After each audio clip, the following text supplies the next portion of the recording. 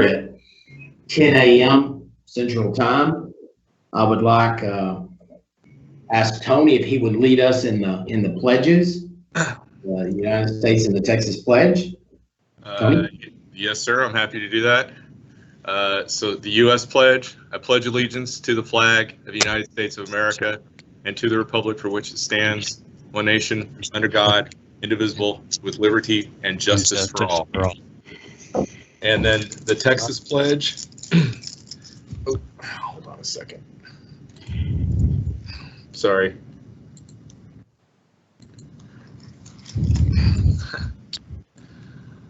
I bragged about knowing it by heart, and now I've forgotten it since I've been put on the spot, so I apologize. Just a second. Honor the Texas flag. I honor the Texas flag. I pledge allegiance to the Texas, one state under God, one and indivisible.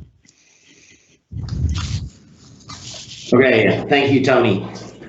We need to discuss any excused absences. I am looking through the list. I do not recognize everybody. Vanessa, do we have everybody present? Have we heard from anybody that wasn't going to be able to make it? So it looks like, oh, we do have everybody, so we're good. Okay. We will move on to agenda item number 3. The opening remarks. First of all, thank everybody for logging in. This is probably the most unique commission meeting we've probably had ever. I will tell you, I know everybody is up on technology. There's a possibility that we talk over each other and interrupt each other, but that's kind of to be expected. I do not want the format to lessen the discussion, the questions, the vetting. We will do some things possibly a little bit different on some motions later. But I want to thank all the commissioners, all the members of the public, everybody that is on this call and getting on this call, enabling us to continue to do the business of the commission and protect the public. Big kudos to staff. If you've talked to them in the last 6 weeks, you know what they've done to keep the commission running, but yet still, maintaining social distancing and essential employees only, and enabling everybody, the majority of the people, to work from home. And I think Tony will give us some information later on hold times and drop rates and stuff. And I mean, just kudos to the staff. They've done an incredible job getting this done. And so we thank them for that. I do want to go over some appointments that were made to the Broker Responsibility Working Group. I would like to go ahead and announce those, and I'd like to tell you kind of how we did this, okay? It was brought up that this probably needs to be input more than just from the chairman, so we had the liaison, Barbara Russell, Commissioner Hargraves, Commissioner Miller, and staff look over the applicants. We had over 80 applicants, and these are the ones that they have chose to put on the Broker Responsibility Working Group, and I think it's a great choice. I think it's a good way to do these working groups in the future, to have different commissioners involved. But I would like to announce them: Chance Brown from Houston, Soccer Chapman Thomas from Austin, Holly Hightower from Tyler, Bob Jacobs from San Antonio, Leslie Lerner from Houston, Yasmini Pettis from Hutto, William Roth from Dallas, Brian Sells from Midland, and Pam Titzel from Lubbock. I think we have geographical coverage, and I think we have people that will really take this working group forward. And I want to thank Commissioner Russell, Hargraves, Miller, and the staff for vetting through over 80 applicants to get it down to these. And I think that is incredible. Vanessa, I do believe we need a motion as far as ratifying this from the full commission, and I would seek a motion. I so move. Okay. What do you want to do? If you can make his request and then just leave. Mr. Chairman. He's got his homework to do too. Okay, I had a motion from Commissioner Miller. I'm not for sure who had the second. Second.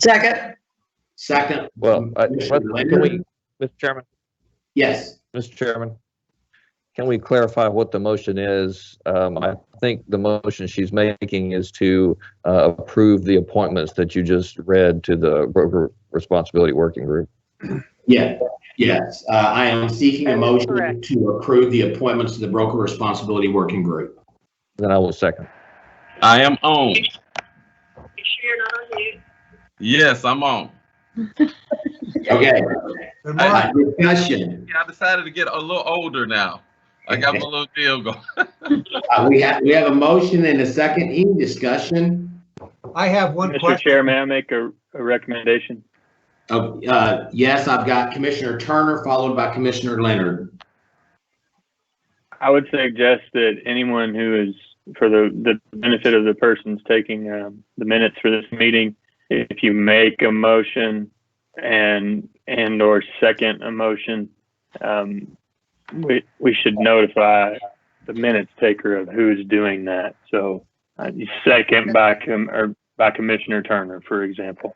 I don't think everybody necessarily has our voices memorized. Okay. And I showed that was a motion was made by Commissioner Miller and seconded by Leonard, the original motion. Okay. Commissioner Leonard. Yes. Who is chairing the working group? Is it Bill Jones again? He's not. No. This is Mark. Or will it come from this group? It will come from this group. Commissioner Hargraves. Did you? It will come from this group. Any further discussion? Vanessa, do we want to those opposed?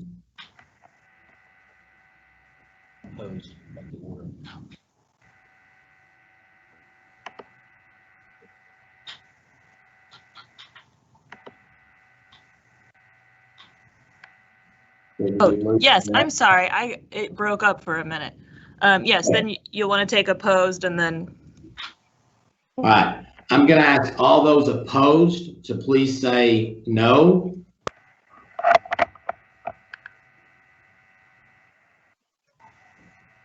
All those in favor say aye. I presume. Aye. Aye. Any commissioners abstaining? Motion carries. Scott, Yes, when you said the chairman will be picked from this group, do you mean the working group or the commissioners? the working group. Thank you. And Chairman Kestner, it might be helpful if after each vote, if you do the recap like you just did on that motion. So here you had none opposed, none abstaining, all in favor. Okay. All right. Motion carries with none abstaining, no one voting no. So everybody voting yay. Okay. Agenda item number 5, staff reports. We'll start with the executive director. Okay, Chelsea Buckholz, Executive Director. Can you hear me? Yes. So it's interesting. We have this added benefit here today. We have been without banging in our building for several weeks now, but it has come back today. So I apologize if you also hear banging in the background. It's our ambiance is just unbelievable around here. So I didn't expect to be providing this report and to be holding our May meeting remotely under these circumstances. This is certainly a divergence from our expectations for how we would spend our spring and likely our summer. I hope each of you is well, that your families are well, and that you're enduring this with some level of grace. This is, I know each person has various hardships, some of which are known and some of which you're just quietly enduring. So thank you for participating today and for your patience in all of our technological advances and some challenges as we do this. I have to start by recognizing Steve Rapp and the IT team, as well as Vanessa Burgess, our general counsel, for all of the work that they did in their partnership together to make this meeting happen remotely. I'm very proud of their work and their efforts to collaborate on getting us ready for this. The hard work does not surprise me. This has just, this is par for the course during this health crisis. Our staff has really risen to the occasion on in every instance, and I'm very proud of their work on this. We are very equipped to handle this well, and that is really due to the leadership of of Doug Oldmixon. You know, because of his leadership, we were, before this health crisis began 100% on laptops and had the capability of doing things like answer our phones from our computer, which poised us perfectly for this. In about a week's time, once the governor made his original executive order and disaster declaration, we shifted to a complete remote model.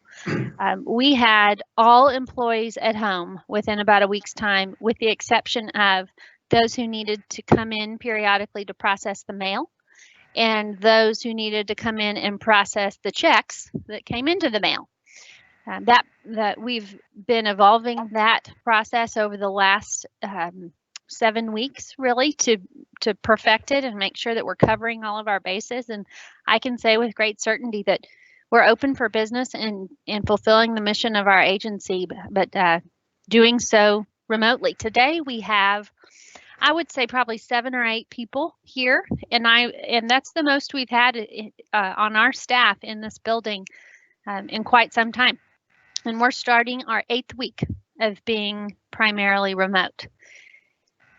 It seems, you know, I'm sure many of you have heard, it seems that there's a lot of talk right now of returning to work. I put that in quotes because our team has really, they have not stopped working. So in our instance, it will simply be that we will eventually come back to the office to work, but all have been working from home. I held some 2 town halls last week to just as a touch point with our staff. And I let them know that absent direction from elsewhere, likely from the governor's office, we would remain at home through May, at least May. And in fact, the governor's office held a conference call with all heads of agencies on Friday afternoon, just a few days ago, and encouraged us all to remain remote to the greatest extent possible. So we will continue doing that. There is no reason for us to rush back to the office because we are able to accomplish every task. I believe the agencies who have functions that require physical presence will come back first. Those who inspect facilities, receive members of the public where that could not be paused for a time, that sort of function. But that is not us. We are developing a plan for that return. I expect that to be very gradual and very measured. We will start with volunteers. We will keep a very low capacity, likely about 25% for some period of time. We'll test the waters on that, and then we will continue that gradual increase as it's safe and appropriate. I do believe this has changed us forever. We have had space problems in the past of not having enough office space. I don't think that's true any longer. This has been a grand scale experiment on remote work, much more so than I would have ever taken on without this health crisis in front of us. But we've learned that our staff are very trustworthy and they're committed, and that they're able to fulfill the mission of the agency from afar. So we're working to expand our current teleworking policy to account for some of these conclusions that we've been able to make from this experiment. And so that expansion will be twofold. One is primarily cultural, and that is that I will lead a cultural shift to not encourage individuals to power through and come to work if they are beginning to feel ill or have allergies or have a family member who in the same situation, but that those folks remain home to work from home as they can, so that we just slow any spread of any sort of illness. I think it's very normal in the culture of work, really, to kind of reward people who power on and come to work regardless. And I think this has taught us that that has some negative consequences in some cases. And so I want to shift that culture for us. But in terms of a broad expansion of our remote work policy, we have previously worked from home primarily and only to a small extent on Mondays and Fridays, and upon some significant approval from supervisors and that sort of thing. I believe we will expand that to all days of the week, and that will allow us to keep our capacity at the office somewhat lower, and to really just spread out our workforce. This is something that is just in the beginning stages that we're just talking through right now. I want to also thank each of you as we have worked from home and we've juggled all of the different aspects of our lives, kind of that all, kind of converge into one place. You have encouraged me and all of our staff immensely. You have been very patient. We have had some conference calls with children climbing on our heads and participating in the conversations. Thank you for your patience in that, and really for your flexibility. It has meant a great deal for you to recognize all pieces of our life and to kind of allow for some of that. But as we shift back to more of an office presence, as we see COVID kind of going in our rearview mirror, I hope it is more and more so in our rearview mirror, we will be making plans. We are procuring supplies so that we have, proper sanitation, hand sanitizer, Clorox wipes, that sort of thing. That's how we started all of this. We put hand sanitizer everywhere.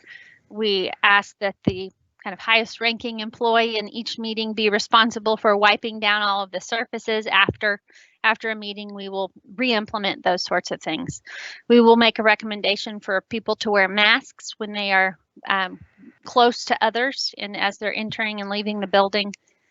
We will require social distancing, even if that means that we don't gather for large meetings and we have those meetings remotely, even from our offices. And we will keep a low capacity, and we'll do that by really trying to stay in the pack with other agencies and taking the lead of the governor's office, and wanting to make sure that we are moving forward, but not being overly cautious, but we want to be perfectly cautious for our employees. I'm also seeking input from our staff on what else they need to feel comfortable to come back to the office.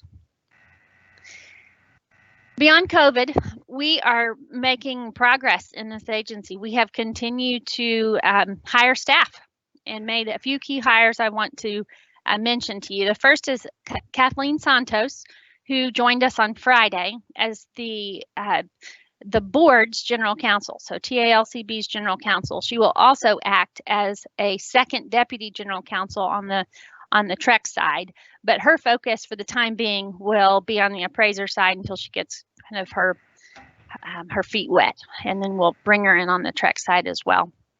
She comes from the private sector where she has been in the world of tax appraisal litigation for the most part. She also has state agency experience. She'll be a great addition to our team. And Renata Williams will begin on May 18th, but she is on the call today, and I'll give her a second just to say hello. But she will be our director of our finance director, and we are very much looking forward to her arrival. She comes from the Texas Military Department, where she has been their chief financial officer.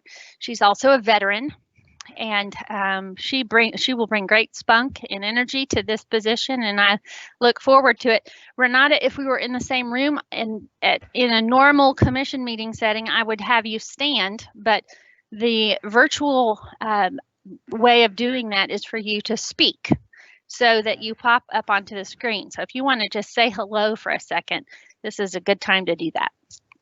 Good morning, everyone. Hello, my name is Renata Williams, and I would just like to say good morning to Can you see me now? And we're having technical Yes. difficulties. Hello, good morning, commissioners. My name is Renata Williams, and I am excited about joining the TREC team, and I look forward to coming on board on May 18th and working with you all. So thank you, and y'all stay safe. Thanks for popping on, Renata. I think she will stay on as long as possible to observe and see how we do on our budget-related items. And then lastly, I wanted to give you an update on the Director of Enforcement position. Since Mark Moore has come on as a Deputy General Counsel, we have had 2 interim directors of enforcement. May Cooper and Mike Malloy have acted in that capacity, and because of their willingness and their really great ability to carry the water on to direct the division, I have been slow to hire. But I am later this week. We will be conducting interviews for that position with the intention of quickly hiring for that position. A few more updates that I will provide to you quickly, and then I know that it is time to move on. First, Pearson VUE, our exam provider for our licensing exams, closed their company-owned sites in the midst of COVID-19 in the middle of March. They have just reopened those sites as of May 1st. And we have also authorized an expansion of their third-party or non-company owned exam centers so that we could expand the scheduling options of those wishing to take exams. So the exams were halted really for over a month. And that will, of course, create quite a backlog in our industry and then also in other industries that Pearson VUE serves. I am happy to report that we have more than 2,000 exams scheduled in the month of May. And that is about 2/3 what were scheduled for the year before, last May. So we're certainly down in terms of the availability of exams and the ability of applicants to be able to schedule those exams as quickly as they'd like, but it is moving in the right direction. I think it will at least take the summer before that backlog goes away. I'm hopeful that by the fall we're back in business, but I wanted you to be aware of that. Also, the strategic plan is before you today as an agenda item. This includes a lot of information, including our performance measures that are measures we use to we report data to you to determine our own performance, and we have some discussion to have around that to make sure we are measuring the right things. We want to hear from you on that. It also includes a broad list of redundancies and impediments, and this is a requirement that the governor's office asked for us to list, but it's an opportunity for us to ask for some changes in the law. So I wanted to point those things out to you. Much of the rest of the document is a series of required reports that are very informative and helpful, but are used less for the operational plans of the agency. The chair and I planned to do a listening and introductory and strategic planning tour this spring that had to be canceled. That would have informed some of the strategic planning. We plan to restart those virtually over the course of the next month and through the summer. But and that information will be used for legislative initiatives and then also just for operational plans.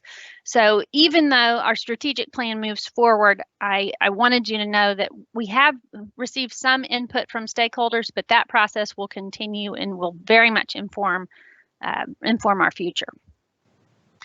And then lastly, you will notice, or just over the course of today, you will notice that some of the rules presented to you will be presented by non-lawyers. And this is something that I have asked for us to start doing, and that is the person who has the most information about a rule change be the person who presents that rule to you. And sometimes that will be a lawyer in our general counsel's office, and sometimes it will be a subject matter expert like the director of our education, our licensing. So you will see some more faces pop up there. There will probably be a little bit of a learning curve of that presentation, but I wanted you to know that, there's always a legal piece of a rule change and also some subject matter expertise that is required. And so we're just making that decision on who presents to you on a case-by-case basis, knowing that if it's a lawyer presenting, there may be a subject matter expert waiting in the wings and vice versa. So it may be a tag team effort, but I wanted to warn you of that. So with that, I'm happy to answer any questions you have, and otherwise, I know you would likely like to move on. Any questions? Okay, let's go with the Vanessa. Yeah. The next presentation should be coming from Tony Slagle for the Deputy Executive Director update. My bad. No, that's okay. Good morning, everybody. This is Tony Slagle, Deputy Executive Director. Just wanted to give you a brief update on customer service performance over this last quarter. The report that I typically send out at the first of the month has been completed, but I felt like I could wait till after the meeting to send to you. It seems like you guys got a whole lot of emails and attachments this weekend, and I didn't want to contribute to that. So I thought I would just hit the highlights of this, and then I'll send the report off afterwards so that you can have it and examine it at your leisure. So we just finished our first full month of working remotely for the most part. Also, our first full month of having an impact of the stay-at-home orders, as well as our extension of our licensing requirements. And that has had an impact on the volume of both calls and emails coming into the contact center, as well as documents coming into licensing. Comparing this April to last April, we're just over about half of the number of calls we received. Last April, we had just over 20,000 calls. In 2019, this April, we've had just shy of 11,000. What you'd like to see when that happens is that there's a significant increase in the performance, since the volume's not as high, and the numbers bear that out. Our average hold time for April was 11 seconds. 99% of the calls that came into the contact center were handled initially on the first call. 99.97% of the emails that came in were answered on the first day. So that's all been great. The contact center staff has been taking some of the additional time in doing some refresher training and having some one-on-one coaching with Robert and other leaders on the contact center team to take advantage of some of the downtime. The odd thing is, you would think that with 11%, 11-second hold time, that the abandonment rate would be next to zero, but it's still hovering just below 2 or 3%. We have not had any technical issues with the phone since the beginning of April. A lot of this has to do with just bandwidth issues of people calling in and being dropped. We can't really unfortunately control when a cell phone call or something of that nature drops off. But there should be no issues on our end why people would abandon a call, especially with an 11-second hold time. But we are seeing, like I said, just under 3%. It was 5% last month, so it's down, but it's still odd that it's at that 2% or more number. Speaking about the licensing, just real quick, so the licensing staff has been able to take advantage of the decrease in documents coming in by essentially eliminating a backlog that they've had kind of continuously week in and week out. To the extent that they're processing applications very, very quickly right now. That division has taken advantage of that decreased volume by also doing some database cleanup, as well as some additional training, and working on some ways to ensure that once things get as back to normal as we can hope they will, that backlog does not happen again, and we're able to continue processing things in the way that we are. So that's been working. They've been working on that. One final thing that I wanted to address. Oh goodness, I've forgotten what I was going to say. I apologize. Anyway, I'm happy to answer any questions if anyone has any questions. Oh, I remembered now. I apologize. So we have seen an increase in the number of calls over the last week to the call center. Not a lot. We're still hovering around 650 calls, but prior to last week, we were right around 5 something. So we've gotten about per day, about 100 to 150 more calls per day. Not sure if that's a sign of things to come or if that's just because it was the end of the month, beginning of the month transition. We get a lot more activity at that point. So we'll see in the next couple of weeks if that's going to continue to increase. Anyway, that is it for me. I'm happy to answer any questions if anyone has any, and I will send the report out today after the meeting. Do any of the commissioners have any questions for? This is Bob Leonard. Tony, I don't have a question. I just want to say congratulations. 11 seconds and almost 98% of emails in one day is terrific. And please, I'm not sure if Robert's going to be on the call in the meeting later, but please offer my congratulations, our congratulations to him as well. Thank you, Commissioner Leonard. Robert is on the call, and thank you for reminding me that I like to say this every month or every quarter, and I forgot this time. I apologize that this is just me reporting the numbers, that Robert and his staff and the licensing staff are the ones doing the lion's share of the work. I just get to give you the good information and the good news. So. Well, thank you, Commissioner Leonard. I am here.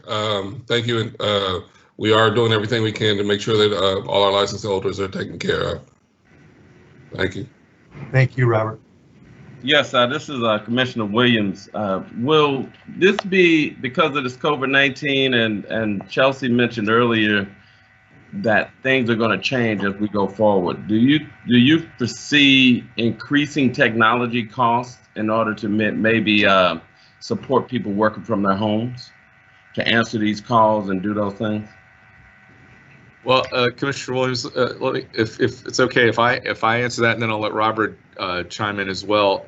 We're set up to do this now. I mean, this was the nice thing was, as Chelsea mentioned, with what Doug started and what she completed, as well as Robert's input on this, when we were going to have to go remote, the contact center went remote within a matter of days once that decision was made, 100% remote. They all have phones on their laptops, virtual phones on their laptops. The technology's there. There shouldn't be any increase in any technology that I'm aware of, unless we need to at some point update the phone system, which would be down the road significantly, I would imagine. Yes, prior to COVID-19, we had about less than 10 customer service representatives already working from home just a few days a week. So it was just a matter of putting everyone else on with the correct software on their laptops and sending them home and verifying they had the correct Wi-Fi from their home. So it was just a matter of flipping the switch. Okay, that's good. Thank you. Any other questions? Okay, commissioners, you received the division director's reports, and unless you have specific questions for each division director, we're going to move on to the next agenda item. We're going to bounce around a little bit. Do any of the commissioners have any direct questions for a specific division director? Okay, hearing none, I'm going to go to item number 9. We have a couple people that that Ron Walker is on, and we want to be thoughtful of his time. So I'm going to go to agenda item number 9, report by Broker Lawyer Committee. And along with this, I think we will take up agenda item number 23 along with this, and that is the new forms. Mr. Walker, all yours. Thank you, Chairman and members of the commission. It's good to see everyone, at least remotely, and it's always a pleasure to appear before you. I wanted to just briefly explain and outline for you the proposed changes that the Broker Lawyer Committee has sent up to you with regard to the forms. With your permission, I'll use the single family form, the 1 to 4 family form, as sort of the base in which to outline the changes. I believe that's on page 151 of your materials. Most of these changes will be included in the other forms with the exception of when they should not apply. And I noticed in the drafts, for example, we need to clarify some of that because some of the changes appeared, for example, residential lease paragraph appeared in the unimproved property form. So those are just some formatting issues and some clarifications that we need to make. These changes are probably the result of many discussions over the last couple of years where the committee has decided to make changes and decided to go ahead and propose this. At the last commission meeting, there was some discussion about the timing of sending these up to you, whether or not this was the appropriate time to send them up to you or to take another meeting and to go forward. The committee made the decision to go ahead and submit these for you for your consideration for publication, and then of course for the purposes of receiving comments back. And the committee plans to meet in the summertime before your next meeting, and then to be able to respond to any additional comments. But with that groundwork, let me just kind of walk you through very quickly. Starting on page 151 there at page 1 of the single family form, you'll see in paragraph 2C, you'll really need to read that change with regard to paragraph 10C as well. Those go together. And there was a little subcommittee that was formed to try to address some of the issues related to smart devices or smart homes and some of the complications that have come up most recently. So in paragraph 10C, you'll see a definition of smart devices and essentially a requirement that the seller is going to deliver to the buyer information related to be able to take over those smart devices, if you will, and then at the same time to delete or to remove his access to any of those smart devices in the homes. And going through that committee, they then needed to go back into paragraph 2C and to do some conforming adjustments with regard to the definition of controls, since controls now go way beyond garage door controls and access gate controls. So they believe that those two changes were necessary. So you'll see 2C and 10C kind of working together in terms of the delivery of the smart devices and the removal of access. In paragraph 4, there was another subcommittee that addressed the issue with regard to leases. And so there became an issue with regard to 3 different types of leases once they got into it, affecting residential properties. One, of course, is the residential lease that we're all very familiar with. And there's only a couple of lines currently in the form that deals with residential leases and the assignment or the assumption of those leases. And so the committee thought, well, we needed to address those a little bit more clearly. And hence it came up with an addendum dealing with residential leases, which is also in your materials. And I believe that's on page 209 of your materials. You'll see that the committee is proposing an addendum dealing with residential leases. And so, as you can imagine, there are 2 types of situations that most buyers and sellers find themselves when buying or selling a property subject to an existing residential lease. One is where the buyer wants that lease to terminate before closing and to be able to take possession without the lease being in effect. And that's paragraph A of the new addendum that's being proposed. And then the other is when the buyer wishes to assume and be assigned the leases. And so there's some provisions in there for the delivery of the leases, an opportunity to review those leases, and some representations by the seller that deal with just basic questions that most buyers would want to ask about with regard to what's the current status of the lease. Are they currently in effect? Is there a default? And those kinds of questions. Then paragraph 4, going back to the body of the form, deals with what we refer to as fixture leases. And the committee is proposing to adopt a new addendum related to those, which is on page 211 of your materials, which those cover things such as solar panels, which seem to cause some consternation in the marketplace currently, but also addresses things such as propane tanks, water softeners, security systems, and other types of things that there could be a fixture lease. And the issue that comes up sometimes is, well, we really need to see these leases because the lessor in those items may have may have the right to remove or take certain action unless certain things occur upon the sale. So those issues really just need to be addressed. There's really no set way to deal with them because the leases all vary differently. And so the committee thought it important for the seller to provide copies of those leases for the buyers to review. And then finally, they're dealt with issues with regard to leases that are dealing with what we refer to as natural resources. Of course, that might be oil and gas types of leases, but could also include water, wind, and other types of natural resources. And again, the same principle, they vary from lease to lease. And the idea was to simply get those leases into the buyer's hands, have an opportunity to review, and then make decisions about those types of leases. Many of those could have occurred prior to the time of writing the contract, so those addendums or those check boxes that apply acknowledge that that may have already occurred, and you don't have to deal with it. Or maybe it hasn't, and they need a chance to actually review that. So then if you drop the rest of paragraph 4, which right now deals with the license holder disclosure, that simply was moved over to paragraph 8, dealing with brokers, which actually seems to be a better spot for it overall, since you're talking about a disclosure from the brokers themselves. At least that's my opinion anyway.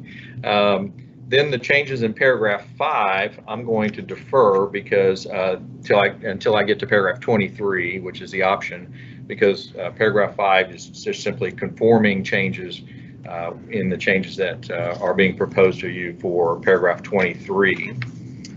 Then the changes, you'll see some changes being proposed in the prorations paragraph, which is paragraph 13. It's really more of a clarifying question that deals with the types of assessments that may have been made, but yet can be payable over time. And so it's just a clarity that the seller is going to be responsible for those, even if he's elected to pay those over time. And again, the parties can negotiate that if they decide to do something different than that as well. Then I'll drop, you'll see some changes in paragraph 18, but again, those are conforming changes dealing with paragraph 23. So I'll focus your attention now on paragraph 23, which is the option. And this is the area I think that has generated most discussion. Over the last few years, the committee has continued to receive comments about, or suggestions, I should say, to move to a procedure in the forms where the buyer will be able to tender the earnest money and the option fee together over to the escrow agent. And then by tendering the option fee to the escrow agent, then the buyer has in fact tendered the option fee at that point in time. And then it's simply a matter for the seller to obtain the money from the escrow agent. Many of you are familiar with commercial transactions. This is common in commercial transactions, especially if the parties are using the Association of Realtors forms. So the changes in paragraph 23 were designed to accomplish that purpose. And there were many variations and proposals within the committee to try to address that in the best way. Ultimately, the committee decided, and it formed a little subcommittee as well. And that subcommittee suggested trying to make the least amount of changes to paragraph 23 would be the easiest way for most of this to be accomplished.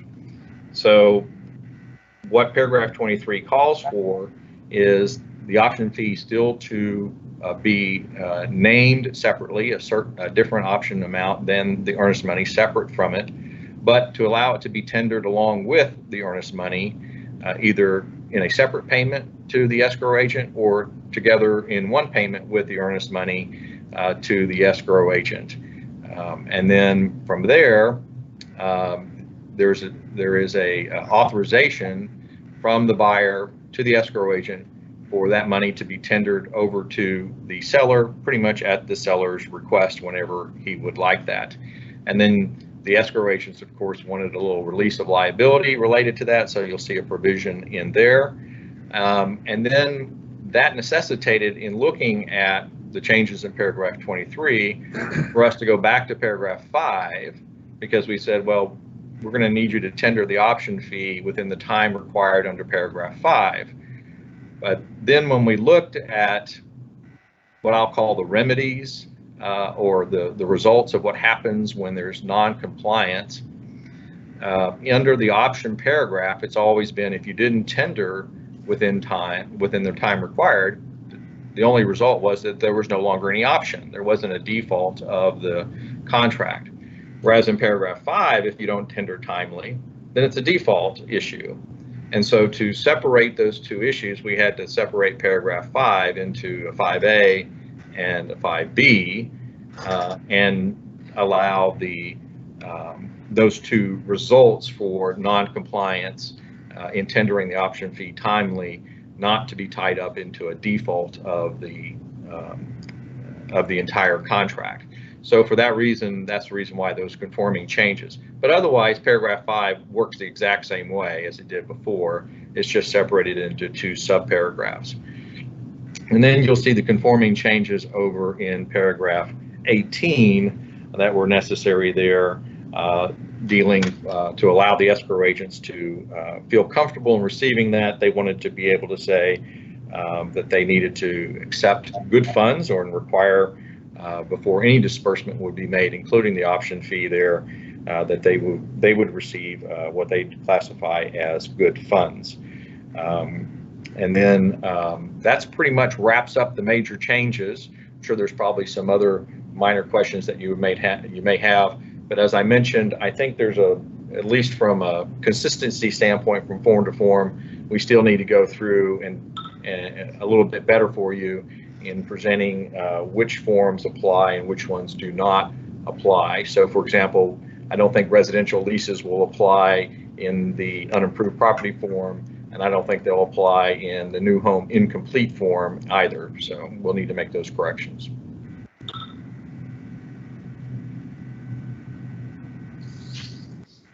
Okay, thank you, Mr. Walker. Let's go to agenda item 23. If I can find my sticky notes, I will get there. And ask for this. Yep. And Okay. Mr. Chairman, I'll be presenting agenda item 23. Can you all hear me? I just got my headset to work. Yes. Yes. All right. Okay, so I will present agenda item number 23, and then we have Lori Levy from Texas Realtors who's going to provide public comment. So first, I'll go ahead and read the proposal for the rule to for you guys to vote on. We'll hear comments, and then there can be a motion. And I am going to do a, believe it or not, condensed version. Just remember that when I'm reading all of this to you, because I think Mr. Walker summarized it in a way that probably nobody else could. Agenda item number 23, discussion and possible action to propose amendments to 22 TAC Chapter 537 regarding standard contract forms as follows. Section 537.20, standard contract form TREC number 9-13.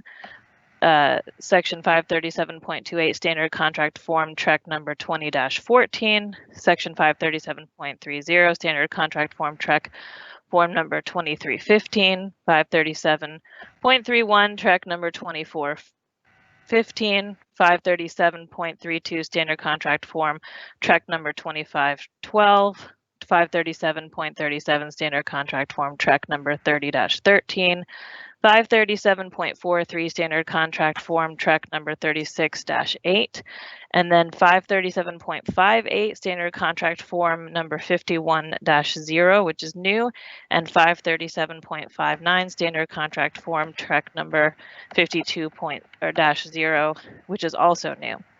Summary is the Broker Lawyer Committee recommended revisions to the contract forms adopted by reference under the proposed amendments and new rules to Chapter 537 to address issues that have arisen since the last contract revisions.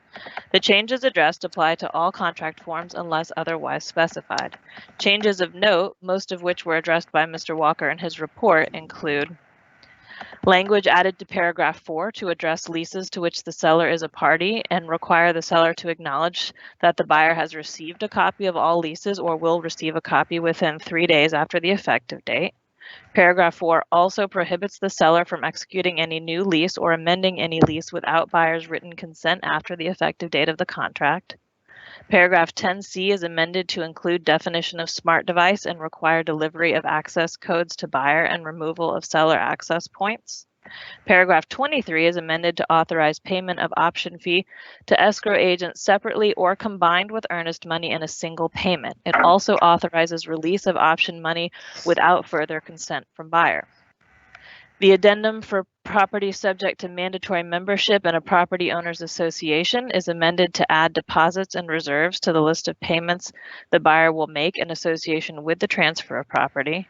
The addendum regarding residential leases is a new form that supplements the changes made to paragraph 4. The addendum regarding fixture leases is a new form that protects parties regarding fixture leases in place on the property at the time of contract execution. Staff's recommendation is for the Commission to authorize staff on behalf of the Commission to submit proposed amendments to 22 TAC Chapter 537 and the forms adopted by reference as presented, along with any technical or non-substantive changes required for proposal to the Texas Register for publication and public comment. I would like to note too, as in a supplement to your materials, you received some comments over the weekend from both Texas Realtors and also from TLTA. And we have Lori Levy here who would like to provide some public comment on this.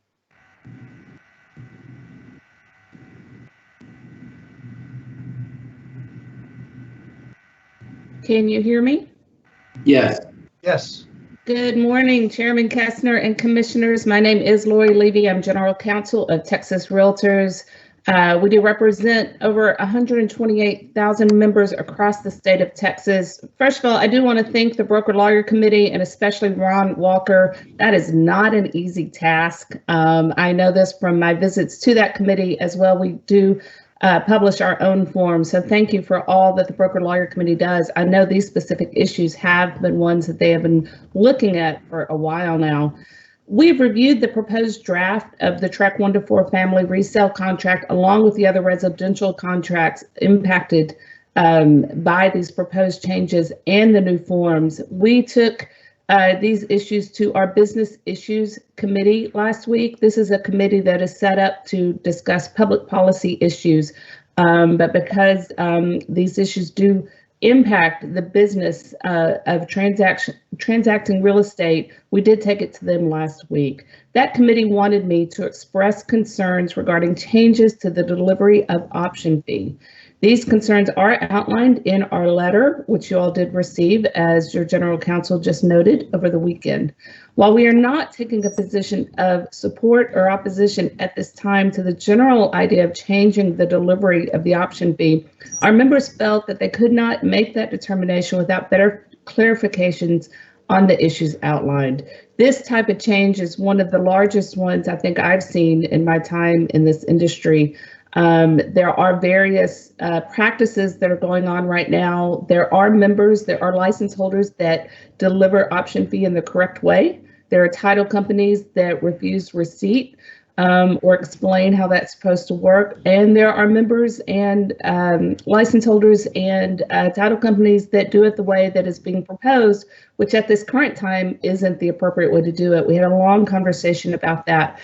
I think that our members are amenable to considering this idea, but before moving it forward, we're hoping that some of the issues already addressed could be dealt with so that we could really weigh the benefits or risks in moving that. There would be a huge education curve in this. We want to make sure all of the pieces are in the right place before you all's commissioners vote to move that forward. So we do reserve the right to further consider full support or opposition. We would likely take that to our full membership to see what that is once it's published. But we're hoping at this time that the commission does not push this forward to the Texas Register for publication and comment, but sends it back to Broker Lawyer Committee. In addition to that, we also had concerns with the representations a seller will now be required to make in the proposed addendum regarding residential leases. The language used has the potential to increase and not reduce potential later disputes between a buyer and a seller. I know that you all, as the Real Estate Commission and the TREC and the Broker Lawyer Committee, strive for fairness on both sides of the agreement and to reduce disputes. And we feel that those representations that a seller would have to make, as opposed to a disclosure regarding current status, might have the negative impact of raising the number of disputes instead of reducing them. We respectfully request these forms not be proposed today for publication and comment, and instead be sent back to Broker Lawyer Committee with instructions to further discuss these issues that I've pointed out here today and that are in our letter that you received over the weekend. Thank you. Okay. Thank you, Ms. Levy. Ron or Vanessa, do we want to follow that up, go for the motion and discussion? What would be appropriate? So we can follow that up. If anybody has any questions, they can, on the commission, can ask, and Mr. Walker and I can address them. I have questions for Lauren Levy, please. Sure. Lauren? Yes, Commissioner Stevens. Would you please clarify? I'd like to be clear. The questions that the users of these forms have expressed are included on paragraphs 4, 5, 18, and 23 only of the TREC 1 to 4 family contract. Correct. We are speaking specific to the delivery of option fee, as well as the addendum, the newly proposed addendum regarding residential leases. Residential leases. Okay. Is that it? Yes. All right. Thank you. Commissioners, other questions for either Ron Walker or Laura Lee? I have a question. I have two questions, actually. Mr. Walker, was there a consideration for what I would think might be some, and I feel very strongly both ways on your proposal for how to handle the option fee, but has there been any consideration in terms of unintended consequences? Today, I know it is a personal pet peeve of mine that so many of our license holders choose to have the title companies handle the option fee. In my opinion, that is it's the wrong way to do it. So it solves that, but on the other hand, it appears like we are rolling the option fee and the earnest money in the real world into one number, and I realize they're being addressed separately in the contract. But for example, if a buyer wants to, in today's world, if a buyer wants to offer $3,000 in earnest money and maybe another, pick a number, $100 in option fee, you would think that they would write a check for $3,100, but in the real world, my guess is they're going to write one check for $3,000. I don't know if that's good or bad. I'm just wondering if that's been considered. The other thing that, Ron, you didn't address was on the broker information page, what was the purpose of deleting the verbiage that reaffirms the commission paid by the listing broker through the escrow agent to the selling broker. Right. So if I can address your second point first, since I did omit that, thank you for catching that. That change is really more of an additional clarification. As you know, I think over the years, there's been a lot of discussion about just pulling it out altogether from the forms, since paragraph 8 says that the fees are going to be paid by separate agreement. But there seems to be a desire for confirmation, and hence it's simply now referred to as a disclosure, that there is a fee that's being paid there, and there is a sharing of fees that goes on. So that's really all that was done. I think this is just another step in that same direction for further clarity, that it's really not part of the agreement, but rather there is already an existing agreement between brokers, and it's just confirming that there is one that's there. On the other side, with regard to paragraph 23, unintended consequences is always the biggest fear, I think, of any regulatory or legislative action. So that's something that hopefully is vetted out as best we can. We have a couple of good experiences here that we think that there won't be any bad unintended consequences. One, in the commercial area, this is common, where the monies are mixed together and conveyed to the escrow agent now. In addition, TLTA has voiced opinions about receiving the money, and they seem to be supporting that type of procedure. And it's really just a reflection, I think, of the world in which we live now in terms of how the money is transmitted. Where it used to be that the brokers were running it across town and handing it to the listing brokers. Everything now is done much more digitally, as you know, and including the transfer of the money. And this just seemed to be a more efficient way, one that's kind of already being done. So we know that in some marketplaces where they're ignoring the literal terms of paragraph 23, it's happening. And they are conveying both the option fee and the earnest money to the escrow agent. And sometimes that's done electronically through funds transfers, and other times it's done by simply delivering the paper check over to the escrow agent, who then makes arrangements with the seller for it to be done. There would be an obligation here, I think, on the part of the buyer broker to make sure that both amounts are tendered either together or in one conveyance of that of those two sums. But since they're already used to grabbing $2 amounts anyway, we think that there would not be a major unintended consequence. We see this more as a procedural change that does raise some questions in terms of what happens if, and I think Lori's already pointed out things that we've talked about as well, is what happens if just the earnest money gets tendered and not the option fee, or just the option fee but not the earnest money, or there's insufficient amounts that are tendered to the escrow agent. We've talked about those, but those exist in today's marketplace as well. So it just happens in a different format. And so the parties either have to work through it, or the brokers are scrambling around to make sure that whatever takes place is correct. Hopefully there's time and enough checks that the different parties, escrow agents and the brokers all together looking at it, would be able to make sure it happens. But I'm sure that there will be here and there a failure, and the parties will need to come together and try to figure it out.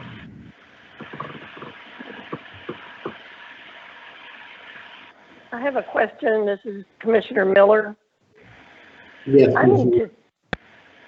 I need to understand a timeline, excuse me, that if we vote today in favor of the motion that may or may not have been made yet, if we vote in favor today, it goes to the Texas Register for public comment.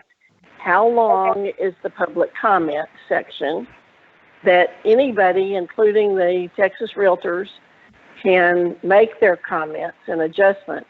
How long before then we vote it into a rule, and then how long before it becomes effective? Can anybody tell me that? I can let you know that your comment period is as long as you want it to be.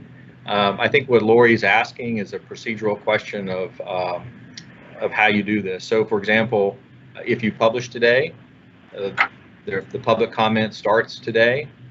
We come back as a committee in June or July, review those comments, and then propose changes or suggest to you that no changes take place.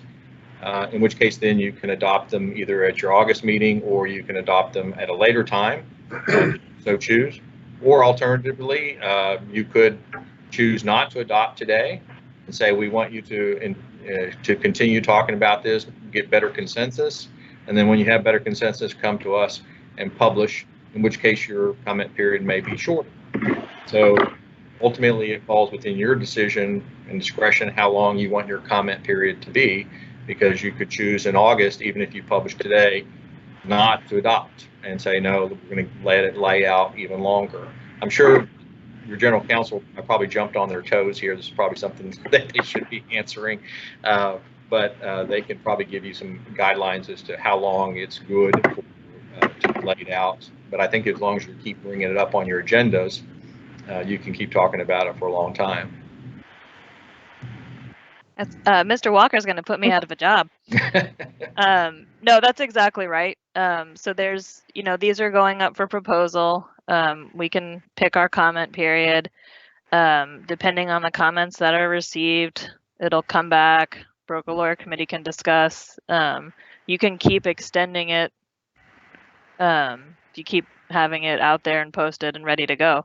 So then it would come back to commission meeting. He's right, either in August, or you could potentially go to that November meeting, and then consider the comments. Implementation would be on our calendar, on our schedule. And I think there's been a lot of discussion about education and teaching what these changes would mean and things like that. But I think Mr. Walker summed it up very well. If you have any other questions, let me know.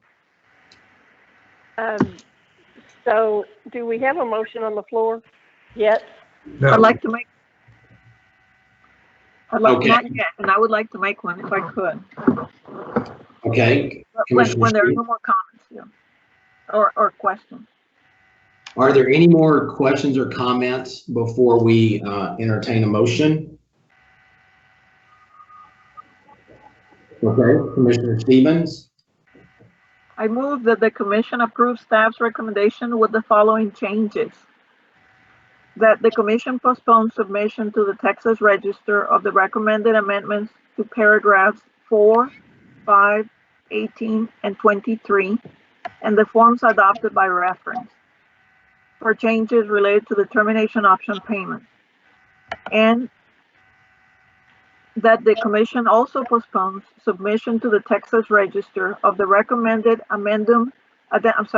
addendum regarding residential leases 51-0, and instead that we return these items to the Broker Lawyer Committee for further consideration of the issues. Thank you.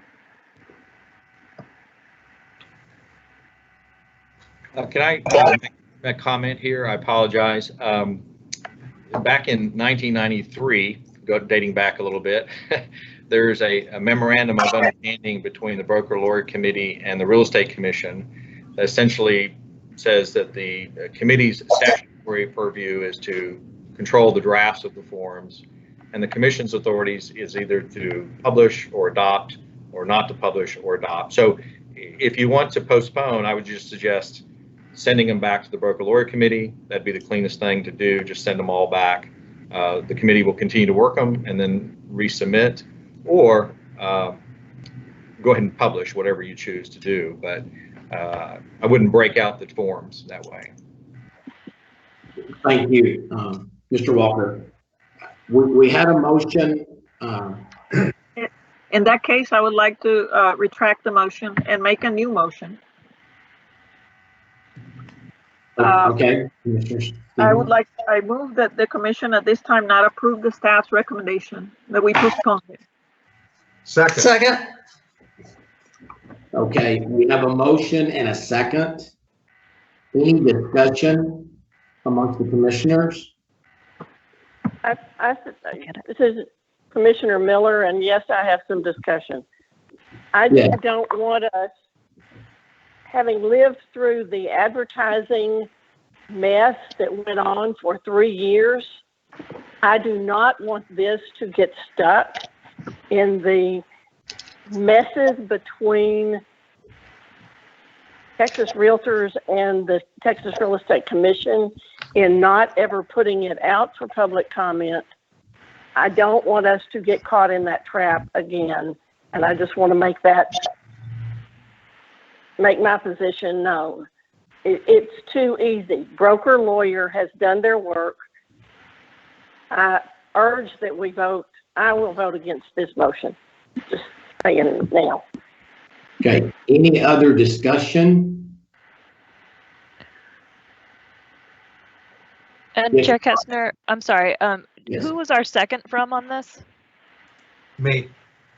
Commissioner Leonard? Okay, thank you. Okay, if any other discussion? If not, I would like to make a little discussion on this. Anybody?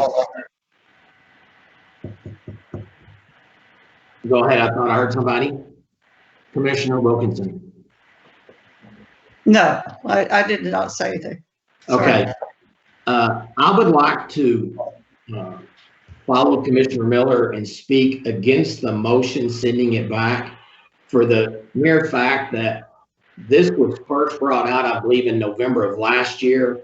It went back to the broker lawyer. They brought it back again.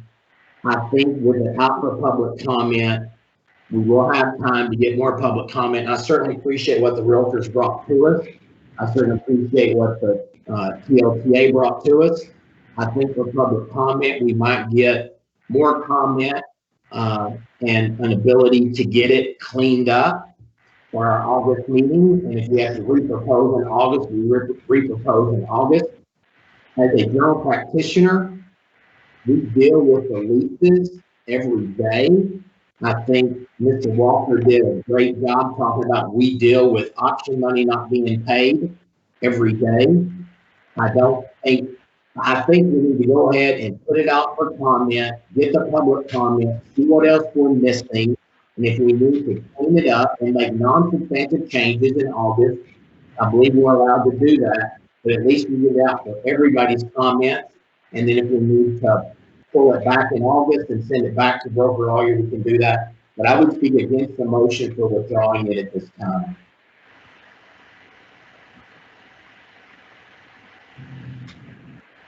Any other comments? Okay, can I have somebody repeat the motion? And Mr. Chairman, on this one, you may, because it's a little bit more complicated, we may want to do a roll call vote on this. Agreed. Yes, and the motion that we currently have is to not accept staff's or not approve staff's recommendation and send back to the broker lawyer committee for further review. Okay, that is the motion. General Counsel, would you like to do the roll call, or do I do the roll call?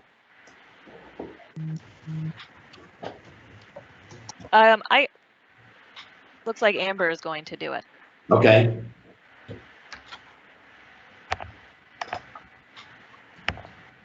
Hello. Okay, Scott Kestner, Vote against the motion. Bob Leonard, Nay. Commissioner Turner, Sorry, nay. Barbara Russell, No. Commissioner Wilkinson, Yay. Commissioner Miller, No. Commissioner Hargraves, No. Commissioner Williams. No. Okay. You're missing Commissioner Stevens. I vote for the motion. Pardon me. No, that's okay. Thank you.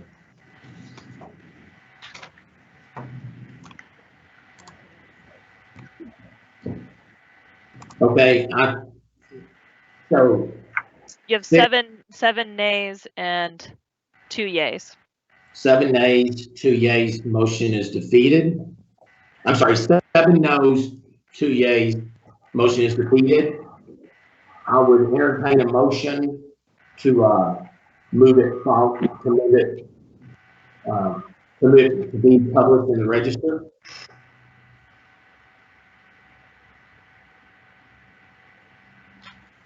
I so move. Barbara Russell. That second, Jan Miller. Okay, motion was moved by Commissioner Russell, second by Commissioner Miller, that the authorized staff on behalf of the commission submit the proposed amendments to the 22 PAC Chapter 537 and forms by reference as presented, along with any technical non-substantive changes for proposal of Texas Register for publication, public comment. I have a motion and a second. Any discussion? Yes. Raita Stevens against it. Okay, Commissioner Stevens is speaking against the motion. Any other discussion?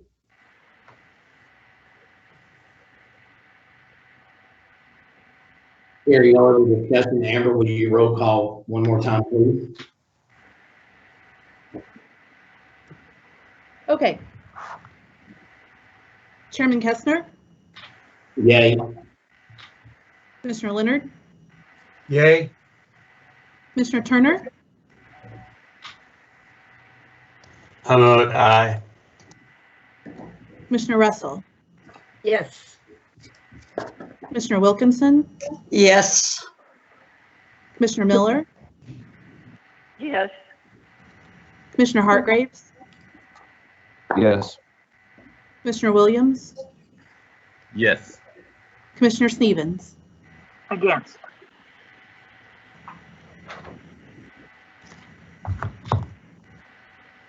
Okay, I show 8 yay, 1 nay. Did anybody abstain? Motion carries.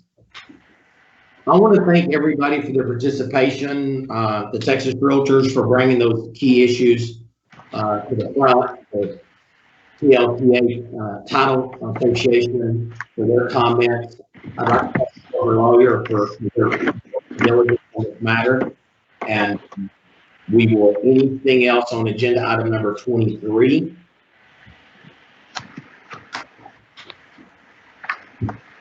Hearing none, we will go back to agenda item number 6, and that is report by the executive committee. This will be very brief. The executive committee met on March 18th via teleconference and received an update from executive director on the agency's COVID-19 response. Also talked about monitoring the hold times, the emails and stuff, and I think we got a good report on that, and that's when the executive committee met. I would like to take a couple more agenda items and then probably give a short break. Sitting looking at the computer screen for an hour and a half is probably do a break. So if we could get through agenda item number 7, the budget committee, and agenda item number 8, then we will take a short break. Commissioner Williams on the budget committee, agenda item number 7. Thank you. Thank you. I tell you, I gotta give thanks to Commissioner Hartgrave and Commissioner Stevens along with staff.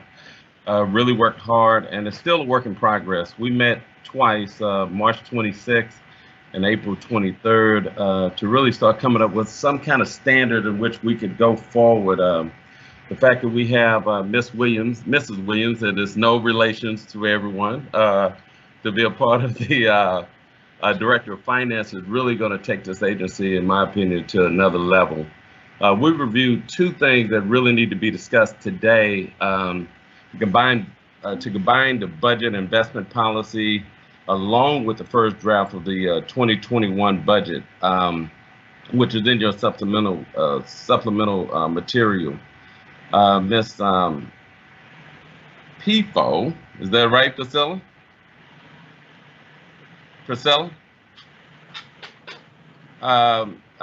we'll also present the budget along with the revenue expenditure trends. What we decided to do was look at, because it seemed to me and also the other commissioners that we were creating a budget from the prior years. And what we decided to do was look at the prior 3 years, come up with an average so we could be a little more consistent with how we budget. And with this COVID-19, I think it's a great time to do it.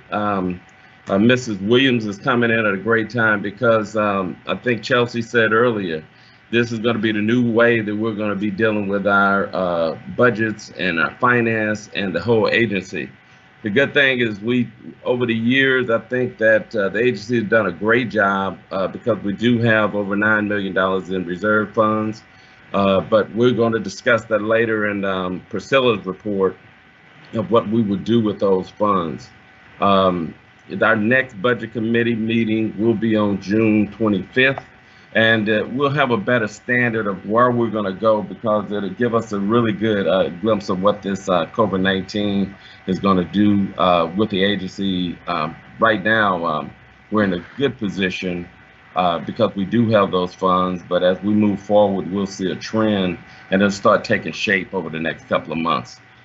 Priscilla, can you go over agenda items 25 and 26, please? Yes, sir. The materials in your books. So I have the agenda items 25 and 26, and I am prepared to present that. We will be presenting the combined budget and investment policy, as well as the first draft of the fiscal year 2021 budget, and be happy to present that at the appropriate time and be ready to answer any questions. You'll also have some supplemental materials, which will include an analysis of the budget that's presented to you, as well as a chart that shows expenditures and revenues, and be happy to explain all of that when we're at that point in the agenda.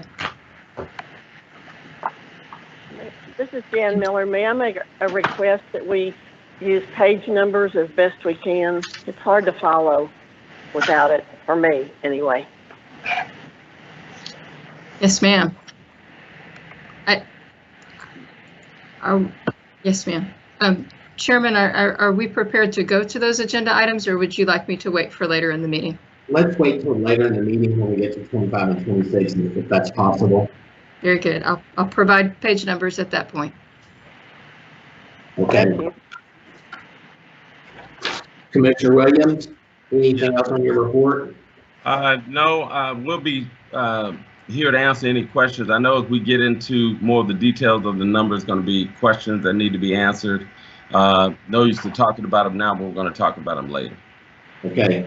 I appreciate your work on the budget committee. I would now ask Commissioner Turner to give us a report on the enforcement committee. The enforcement committee met briefly a few weeks ago on a motion for rehearing on a matter that was previously before the commission. That motion for rehearing was denied. We've had no other activity since then. I don't have anything else to report unless any of my other committee members have anything they'd like to discuss. I have nothing. Okay. Commissioner Leonard, did I hear you? I just said I had nothing to add. Okay, all right. Let's go ahead and try to knock out agenda item number 10 and possibly 11 before we take our break, if that's okay. Chair Kayla Youngblood. Good morning. Hi, I'm Kalea Youngblood, the chair of the Education Standards Advisory Committee, also known as ESAC. I just have a short report here. The committee met on April 20th, and it was a pretty full agenda. Most of the discussion was regarding the proposed rules that are on the commission's agenda today. The committee carved out the inspectors from the proposed rules number 16 and 17. Other than that, ESAC recommended no other changes to the proposed rules that are up for adoption today. The committee also discussed 2 course evaluation forms, which are also on today's agenda. I believe it's number 30 on the agenda. And the committee recommended splitting up the course evaluation form into a distance education form and a classroom form. There's any other questions, that concludes my report for today. Any questions for Chairman Engler? I would just like to say my compliments to the ESAC committee overall, and you all are doing a grand job, and all your subcommittees as well. Thank you. Okay, up next is agenda item number 11, the Real Estate Inspector Committee report by Chair Lee Warren. Good afternoon. Just want to verify you can hear me first. Yes. Yes, sir. Okay. All right. The Inspector Committee held its regularly scheduled meeting on April 13th. Like this one, our meeting was conducted via teleconference. It's the first time in my tenure that this has happened, but I think it went well, and TREC staff had us prepared really well, and I think it went pretty seamlessly. You'll see some items on your agenda from our committee that will eliminate some fees and streamline some processes on our side of the world. You will also see inspector pre-licensure requirements come up once again. Staff and the Inspector Committee have worked for some time on this process. The previous proposal was sent to the Governor's Office of Regulatory Compliance for review. They did provide feedback on some areas of concern within our proposals. Our committee and TREC staff have either addressed those concerns by making slight modifications to the proposals or by providing clarifying information back to the Governor's Office. The modified proposal will be before you today. We also discussed the consumer protection notice that we had proposed at the previous meeting. Commissioner Turner joined our last meeting to discuss some concerns he had with the verbiage there. We will continue to work with Commissioner Turner to try and come up with proper verbiage that will be more suitable for that notice. Another option being discussed is to create a separate notice for inspectors and one for salespersons. Though I think there are benefits to having one notice for both, we will look into all options. The Attorney General supplied a recent opinion that the Plumbing Board may not have the ability to restrict the right to perform sewer line inspections to only those with a plumbing license. This has been a hot topic for inspectors throughout the state, as this would appear to allow licensed professional inspectors the ability to perform sewer scope inspections. Our Standards of Practice Committee will be looking into the possibility of whether we should create a set of standards for such an inspection, or whether it should be simply at the discretion of the inspector should they choose to exceed the standards of practice in this manner. Lastly, it was brought up at our last meeting that on TREC's website, a license holder's business address is listed. Since a majority of inspectors are sole proprietors and TREC does not allow a P.O. box for this address, this ends up allowing for an inspector's home address to be listed on the website. This can be a potentially dangerous liability and to have someone's personal residence so readily available. Our committee and TREC staff is looking into possible policy change that will prevent a license holder's personal residential address from being listed on TREC's website. And that is pretty much everything that we have, and would entertain any questions you'll have. Any questions, Chairman? Okay.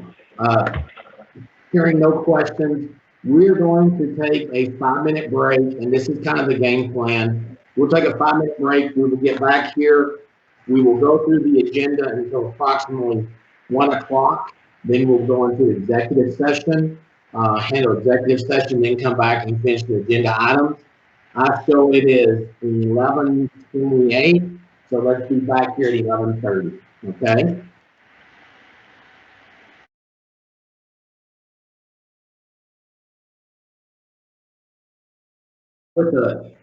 And again, I'll apologize for jumping around. We're trying to meet some time frames and stuff for some guests, but I'd like to go ahead and go to agenda item number 12, where members of the public have the opportunity to address the commission concerning an agenda item or an issue of public interest that's not on the agenda.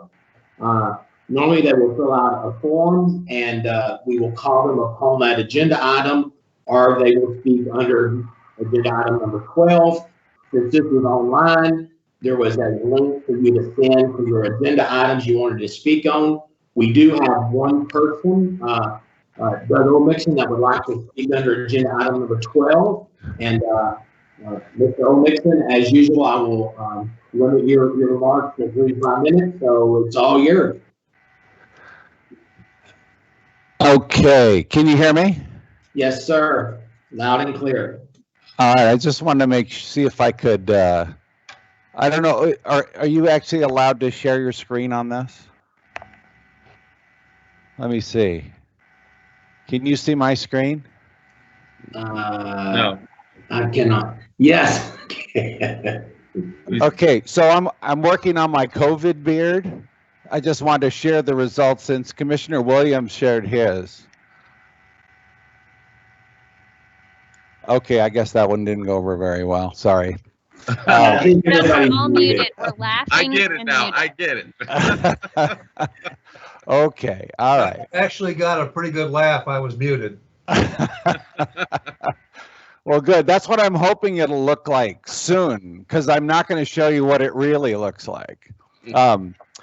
But I wanted to echo the comments of the chair and the executive director, because since prior to this current health emergency, this agency led by Chelsea and Tony, and each of the directors, Steve in ITS, Robert in RCS, Priscilla in SSS, Denise in licensing, Jennifer in education, Mark and Troy in enforcement, have prepared and executed a resiliency plan that has resulted in a unique and amazingly effective outcome.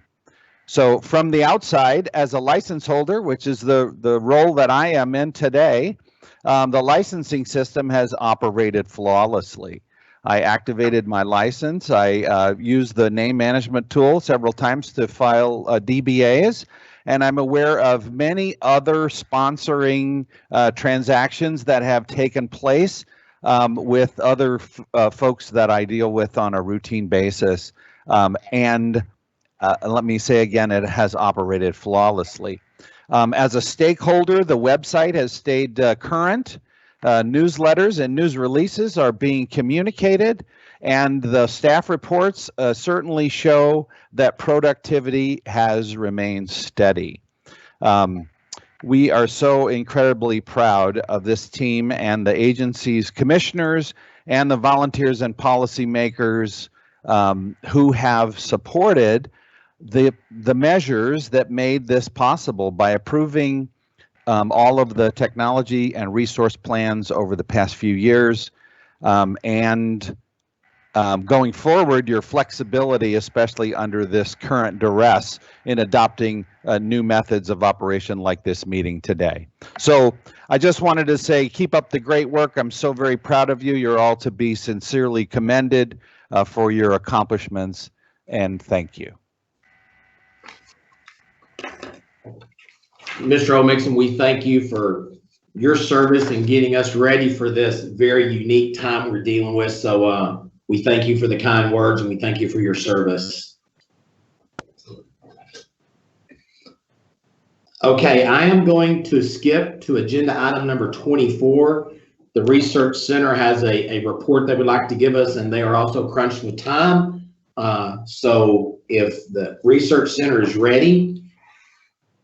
Chairman, this is Chelsea. I'm going to start simply because I gave them a window of sometime between noon and 1, and I do not believe that they are on yet. I have emailed and texted, so it's possible that they pop on at any moment, but I apologize for that. Okay. Agenda item 13, I would like to take up just before we go into executive session, the contested cases. I would like to go to agenda item number 16. If we're ready for that. 16. And let me find the page number. Sure, and Jennifer Wheeler is going to present that one. This is page 93. And I'll add, excuse me, that we do have we have 2 public commenters on this one at the end. So just to let Jennifer know, because I don't think she knew that. Okay. Thank you, Vanessa. Good almost afternoon, Chair and Commissioners. Jennifer Wheeler, Director of Education and Examination Services. Agenda item 16 is discussion and possible action to adopt amendments to 22 TAC, Chapter 535, Subchapter G as follows. 535.72, approval of non-elective continuing education courses. 535.73, approval of elective continuing education courses. And 535.75, responsibilities, and operations of continuing education providers. The proposed amendments were published in the February 28, 2020 issue of the Texas Register. In summary, the amendments to 53572 streamline the requirements of non-elective continuing education courses for both classroom and distance education delivery. The amendments to 53573 add a requirement for education providers to submit a timed course outline with continuing education course applications. The amendments to 53575 further streamline requirements for real estate continuing education by only requiring end of course exams for non-elective courses, regardless of course delivery method. There were 2 comments received on 53572 as proposed. Staff recommends no changes based on the comments that were received. Okay. Staff recommends you authorize staff on behalf of the commission to submit for adoption amendments to 22 TAC Chapter 535, Subchapter G, as presented to the Texas Register, along with any technical or non-substantive changes. Okay, we have some public comments. Will we take the motion first? We'll entertain the motion. Move that the commission approve our staff's recommendation. Moved by Commissioner Leonard. Second. Second by Commissioner Williams. Okay, we do have some public comment. I believe we have Scott Hilton. Can you hear me? Yes, and please limit it to 3 minutes. Absolutely. My name is Scott Hilton. I'm wearing 5 hats today. I'm a consumer broker licensed in '87 and an instructor for 21 years, a school owner, and a member of ESAC. I just had a few comments about the proposed rule for adoption and wanted to give my opinions and feedback on the ESAC meetings. We found that both classroom and distance learning have many options and abilities, and different students learn in various ways. Some prefer classroom, some distance. ESAC and the working group started with the understanding that students want to learn, and neither method, classroom or distance learning, is better than the other. Over the years, TREC required and ESAC added requirements to distance learning to bring it up to the same level as classroom courses. Now, with all those changes, TREC staff has agreed in previous ESAC meetings that in some areas, distance learning actually can exceed the classroom courses. ESAC's goal here was to ensure that they are equal. We went into this by not having any other opinion other than the following. To be fair, both must have the same requirements. Both classroom and distance learning can provide audio, video, and graph presentations. They both provide access to student and instructor to student live face-to-face interaction. What distance instruction can provide that classrooms cannot is students can stop a course to research a topic, can ask an instructor unlimited questions during a course. They can interact or communicate with other students in an unlimited number of times, and can review all other student comments on a topic. Instructors can respond to an unlimited number of questions from all students, and the provider can require interactive assignments on all students, which are reviewed by an instructor during the course. What classroom and distance learning cannot do is force a student to learn or always ensure that a student pays attention to materials being presented. We debated requiring a graded exam in both classroom and distance. At first, we were leaning to graded tests in both delivery methods. After lengthy discussion, we agreed that the student should take an exam and then review it, explaining any wrong answers. This gives the best chance for the instructor to convey new and correct information to the students. We found that some students with test anxiety actually go to the classroom knowing they will not be required to pass an exam. The point here is they shouldn't be scared of the education. As a commissioner referenced at the February 10th meeting, and I agree, I would hate for students to take an exam on legal updates, pass the exam with a 70 but not understand the ones they missed, which could be critical information. Don't forget, if they failed the exam, they can retake it. If failed again, they simply retake the course. While the two delivery methods are not the same, the result is. I don't assume that the student taking a distance learning course isn't paying attention, no more than I would assume that they are paying attention in a classroom setting. In closing, the only question you need to ask is, which do I prefer? A student getting a passing grade and not understanding the materials, or taking an exam and get a proper review of the questions missed? Thank you, and I'm open for any questions.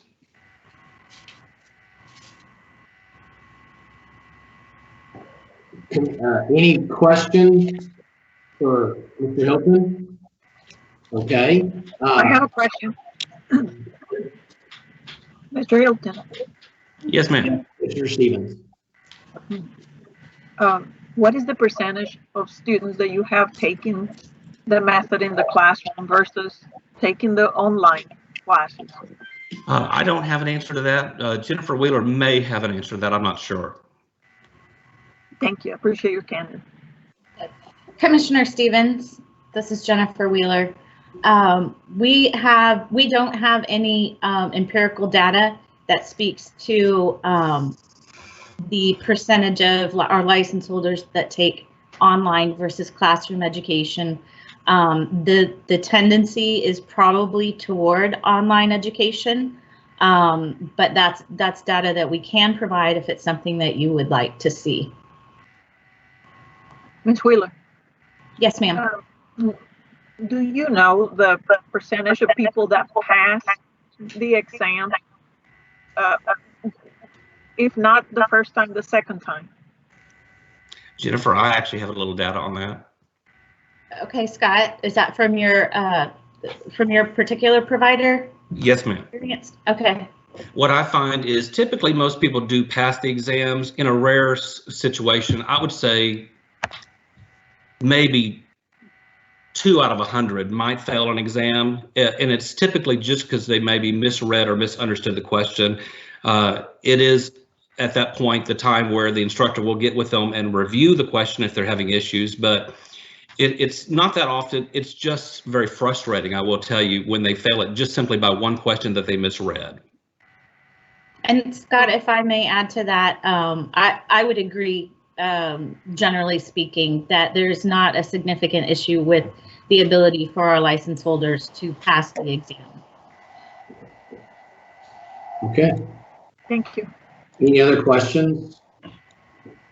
Okay, also had Kimberly that wanted to make a public comment. Kimberly, I will apologize. I did not pick up the last name. If you're with us. Can you hear me? Yes, ma'am. And please limit your comments to 2 minutes. Good morning. Good morning. Chairman Kessner and commissioners. My name is Kimberly Didelowitz. I'm the president of Champion School of Real Estate. I do have a comment as it does pertain to agenda item 16 and the exams for real estate classroom non-elective CE students. We do not want any more exams for adult real estate professionals who choose to take the CE class in the classroom setting. This takes away from class content delivery. It requires unnecessary exam copies. The teacher reviews, as it's proposed, the teacher will still be reviewing the exam. They're going to go over the exam in class, and it's proposing no passing percentage to pass the non-elective CE exam. Seems conflicting to myself and our executive team. We recommend that in lieu of exams that we possibly replace that term exam with discussion questions if we're going to go that route. And that is all I have to say. Thank you for everything you do. Okay. Jennifer Wheeler, anything to follow up on that? Any more discussion? If I may just clarify that there is not a current change to the final exam methodology for classroom courses. That remains the same. You will be, as you are currently required, you can review, the student goes through the test questions, followed by a review of the correct and any incorrect answers the students have. Okay. I would entertain a motion.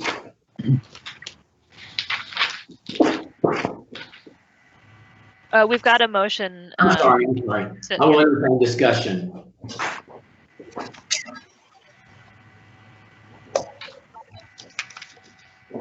Hearing none. General Counsel, will you repeat the motion and we'll roll call?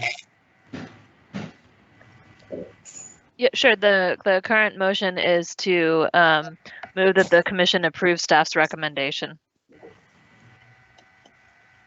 Okay, do we want a roll call or do we want to all oppose? I think you can do it the, I'm going to call it the backwards way, where you take the nays first. Okay, any opposed? Commissioner Stevens, opposed? Commissioner Stevens opposed? Any other opposed?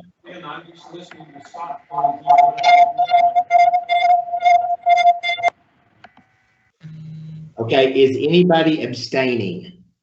Any commissioners abstaining?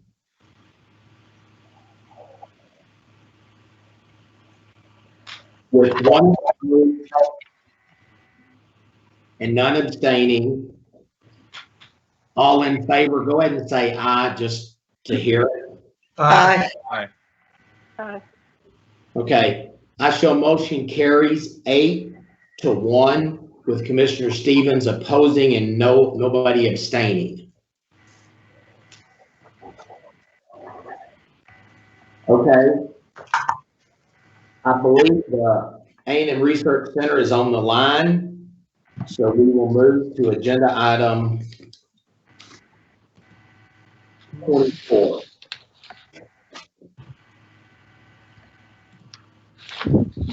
Mr. Chairman, this is Chelsea Buckholtz. I will go ahead and just introduce this item, which is a report on market trends by the Texas A&M University Real Estate Center. Jim Gaines, the Real Estate Center's chief economist, has joined us and has a presentation to provide that I think is extremely timely. He has been working consistently to see what we can find out about how COVID-19 has affected where we're headed, and has a very intriguing presentation to provide you that I think could be very useful to inform the budget process, both today and beyond. So with that, Jim, I will pass this to you, and feel free to share your screen if that works for you, and just let us know how we can support you in this presentation. Gary Mailer is now joining. I will say, just as Jim, as you're starting, Gary Mailer has also joined us. He's the executive director of the Real Estate Center. I think he may have called in just to listen in, but he is a longtime friend of this agency, and we have worked with him really through an MOU for several years. But Gary and Jim, welcome. Thank you. Thank you. Can you hear me? Yes. Yes. Okay. I don't know whether you can see me, but it doesn't matter. Can you see the slides? Yes. Okay, good. We appreciate the opportunity to be here today, and I hope that what we have to share with you is going to be useful. And if you're seeing the slide in front of you, this should look familiar to you if you've been following on TV. And if you kind of like me, I kind of wonder what Dr. Brooks looked like with hair not in a bun. So I found a picture of her. That's her on the left. Yeah, it's breaking up on our end. Because nothing else is lighthearted in this whole thing. Anyway, here's how I want to keep this short, sweet, and simple as much as I can. How bad is it? Well, it's going to be the worst on record. And I'm going to tell you, because I'm going to show you some more slides in just a minute. And what it's going to look like and what it does represent is that the economy is basically fallen off a cliff in the last month, and it isn't finished falling yet. We've seen more than 2 million, actually the latest number is close to 30 million people unemployed are filing unemployment claims for benefits. The unemployment rate nationally is approaching 18%. Texas, I'm going to give you updated numbers on some of the slides here in a minute. That's now 1.5 million people. Yeah, excuse me, I can barely hear every other word. If you guys can hear me. I don't know about y'all, but I'm hearing an echo coming back. Yes. And I know earlier it was hard to understand what. Yeah, he's got a bad connection. Who does? Jim. Me? You do. I think you do. Are you on your bad connection? Are you Well, on your I have a phone? hard time getting in. Oh. Jim, are you on your phone or computer? I'm on my computer. I came in through the internet. That's a little better. Am I better now? Yes. Okay, I can still hear the echo on my end. How are we doing? Is your computer muted? No, I can mute it. I think you're getting the feedback from your computer.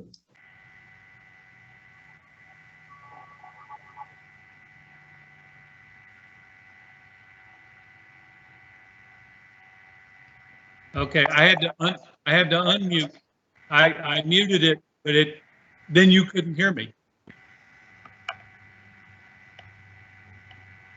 Is your volume turned down on your computer? Do you want me to get out and come back in? Let's try that. Now I don't know how to get out. Oh goodness. Let's see. If you wiggle your mouse, you should see a bar that includes a red button. Hang up. Okay, I'll just hang up.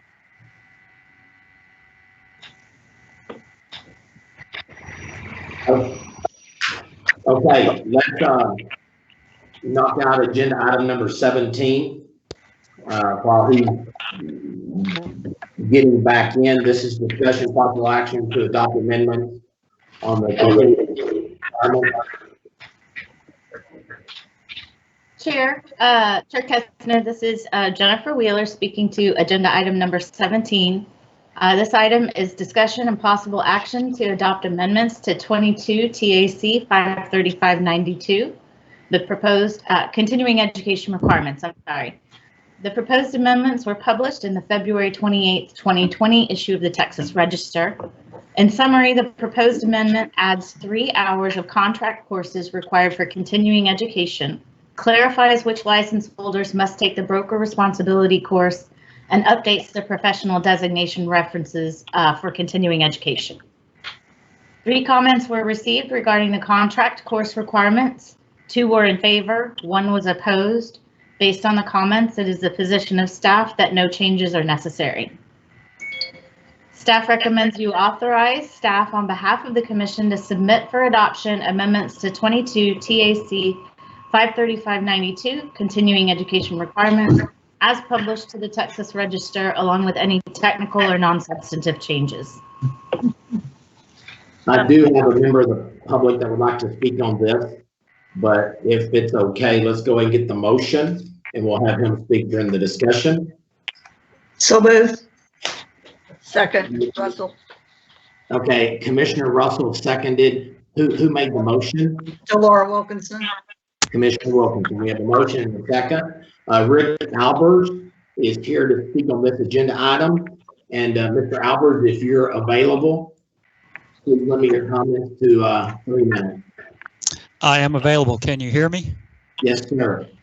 Excellent. Thank you very much, Commissioner Kessler. I appreciate the opportunity to address you and the other commissioners at this time. I became very interested in education issues over 25 years ago when I was first appointed as a commissioner to TREC.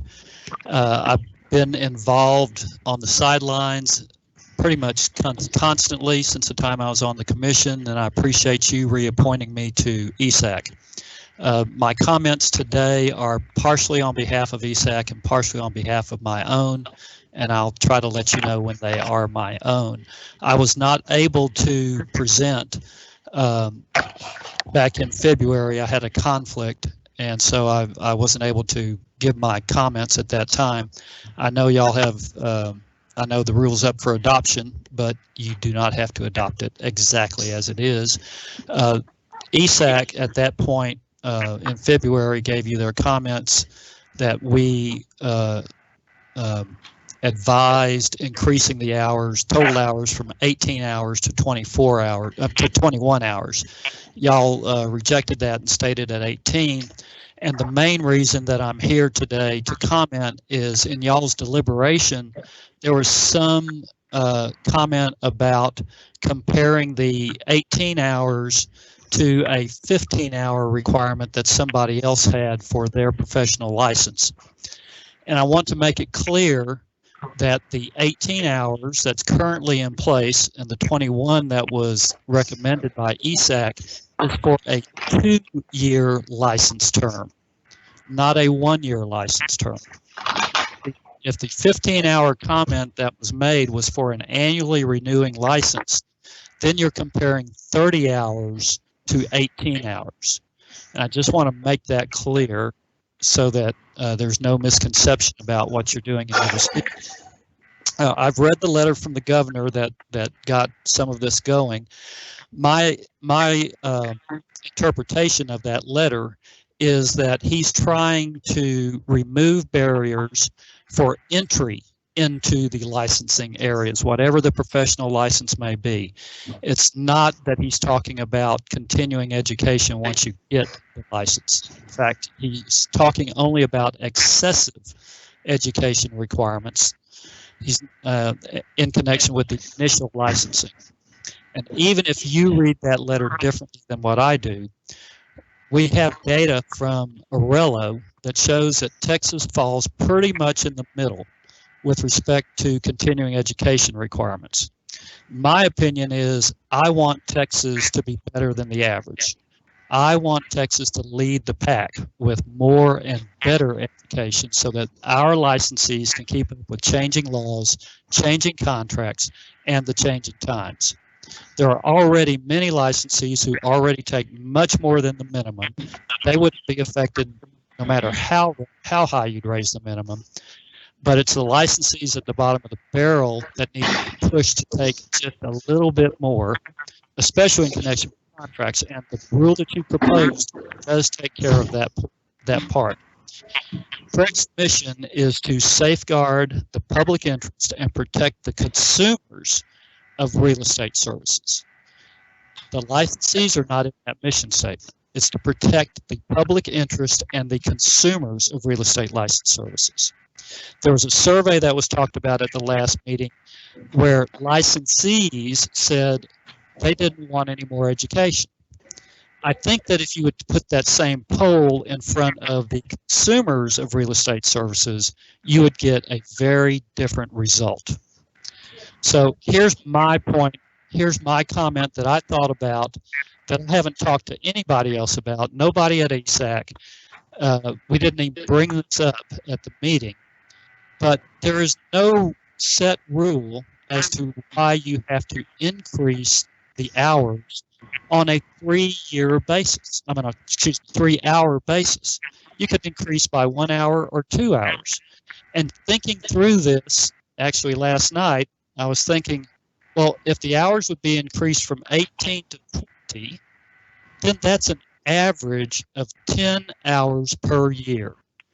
And by having an even number like that instead of an odd number, that's a nice, 10's a nice round number, maybe more people would understand their licensing requirements. The big issue that I have with the licensing requirement, with the education requirements, is that there are so many licensees who wait until the very last month, and I'll say the very last week of their 2-year renewal period, and then they start getting their education. If you go and look in the data, you'll see tons of people who get 18 hours. I'm gonna ask you to wrap up pretty quickly. That's it. That's my comments. I would like for y'all to still consider increasing the number of hours, maybe 20 instead of 21. Thank you very much, and I'll remain on if you have any questions. Okay, any further discussion, any questions? I have this is Commissioner Miller. I have questions and a comment and a confession to Rick that I probably spoke against increasing the hours last time, but in reading in detail the material for this time and realizing that as a broker, I will be taking 8 hours of legal, 6 hours of broker responsibility, 3 hours of contracts. That means I'll have 1 more hour to spend somewhere else. And that I have always taken more than my fair share, but other people won't. So Rick is correct. And so one, I don't know what it'll have to do to change us back to accepting maybe the 21 hours, but I think we all ought to consider that. Excuse me. The other question I have is for the contract class, will that have to have a certified instructor as well, like broker responsibility and legal do? Commissioner Miller, this is Jennifer, and I think I can speak to that. No, there's no plan for this course to have any type of certification requirement for instructors.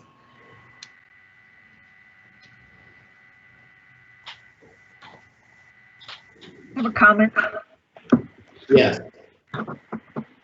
The Sunset Commission emphasized that we try to maintain the course requirements and not increase them. And I think that perhaps the commission should consider rotating some of these requirements. And brokers have to renew their licenses every 2 years, and many of us take many classes anyway. But I think once we make it mandatory, that there are possibilities, and one of them is perhaps rotate ethics with contract. Contracts do not change. I mean, we have change all the time, and I think that a responsible broker will be updating their information most of the time and stay current. But I think that to make it mandatory, I think we continue increasing these requirements, and I think that the state of Texas is quite high when it comes to and we want to be competent. That's one of the things. But that's my comment on this. That I still think that we need to keep the 18-hour requirements and to make the best of what we have, to not impose something that could be burdensome. Thank you. Okay, I would like to follow up on Commissioner Miller's question. Ms. Wheeler, this 3-hour contract that we're adding to the 18, the instructor has to be approved by the provider, but it will not be obligated like Legal 1, Legal 2, and broker responsibility, correct? That's a great clarification, Chair, and one of the things that I had hoped to address as well. This is not the same as a non-elective course. It's not a course that is promulgated by the commission in any way. It is broad enough, the term contracts is broad enough to allow our license holders to, well, 2 things. Allow our education providers to develop courses on many different aspects of contracts, to include, residential versus farm and ranch or commercial, and then allowing our license holders the ability to choose a course that is a contract-based course that coincides with their particular specialization. So, for example, a license holder who specializes in commercial real estate isn't required to take a course on, the residential 1 to 4 family contract. The industry should drive the content. Yes, and I think that's the really neat thing about this proposal is local providers can provide what information they need for their local market, such as in the Gulf Coast, they can do wind. We really don't need a lot of educational wind in El Paso. So that's what I think is really neat about this proposal. Any other discussion?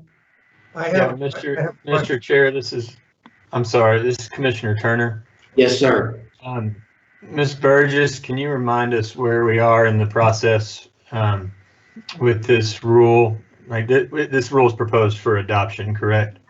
Yes, sir, that's correct. So it's already been reviewed by the commission, amended, placed in the register, put out for public comment, and otherwise chewed on for a while, right?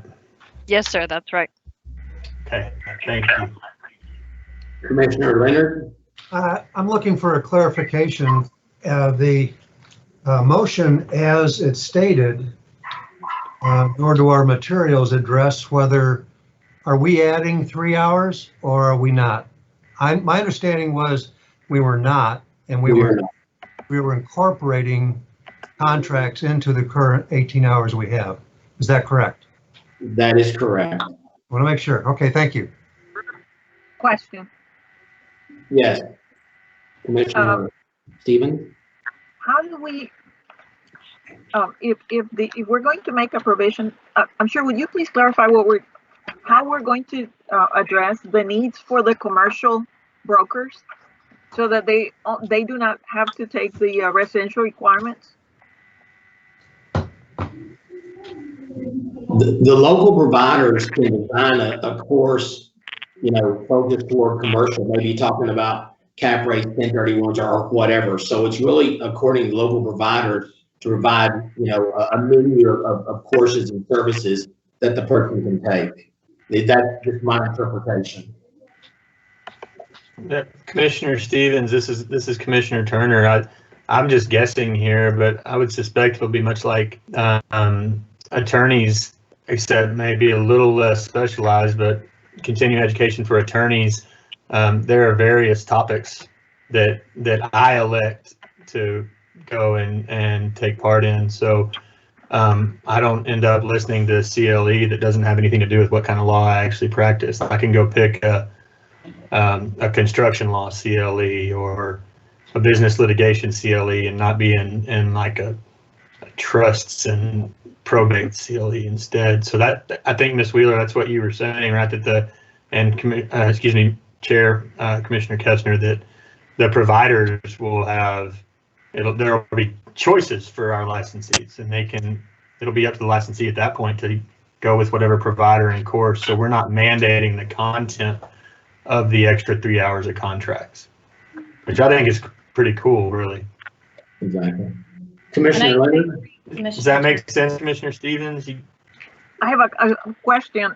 I just want to make sure that, I guess, I'm looking at the statute actually on item 3. We're looking at 535.92, item 3. And so I just want to make sure that where it says 3 hours on the subject of real estate contracts from one or more commission approved courses. So I guess that's making it broad enough to cover anything that, as long as it says contracts, it will be then accepted for credit for renewal of license. May I respond, Chair Kessner? Yes, Commissioner Stevens, that's exactly right. The requirement is for a total of 3 hours on contract-related courses.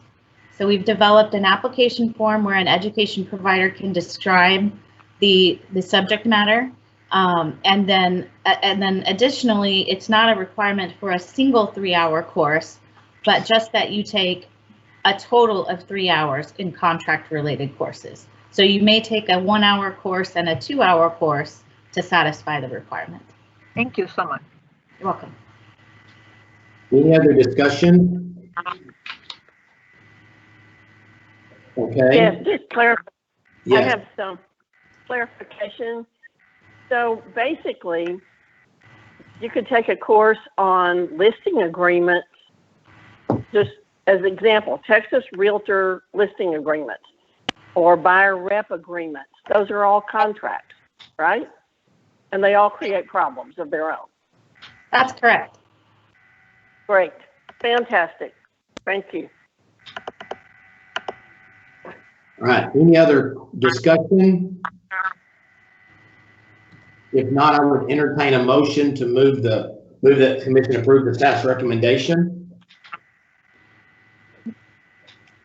Move that the commission approve staff's recommendation. Motion made by Commissioner Leonard. Commissioner Turner, a second. Commissioner Turner is the second. Let's go. Any opposed? Hearing none. Any abstaining? Hearing none. All in favor? Say aye. Aye. Motion carries with no dissensions and nobody abstaining. We'll now move back to item number 24 with the A&M Research Center. And if you hear some barking, we have a service dog in the office signing a lease. So I'll apologize.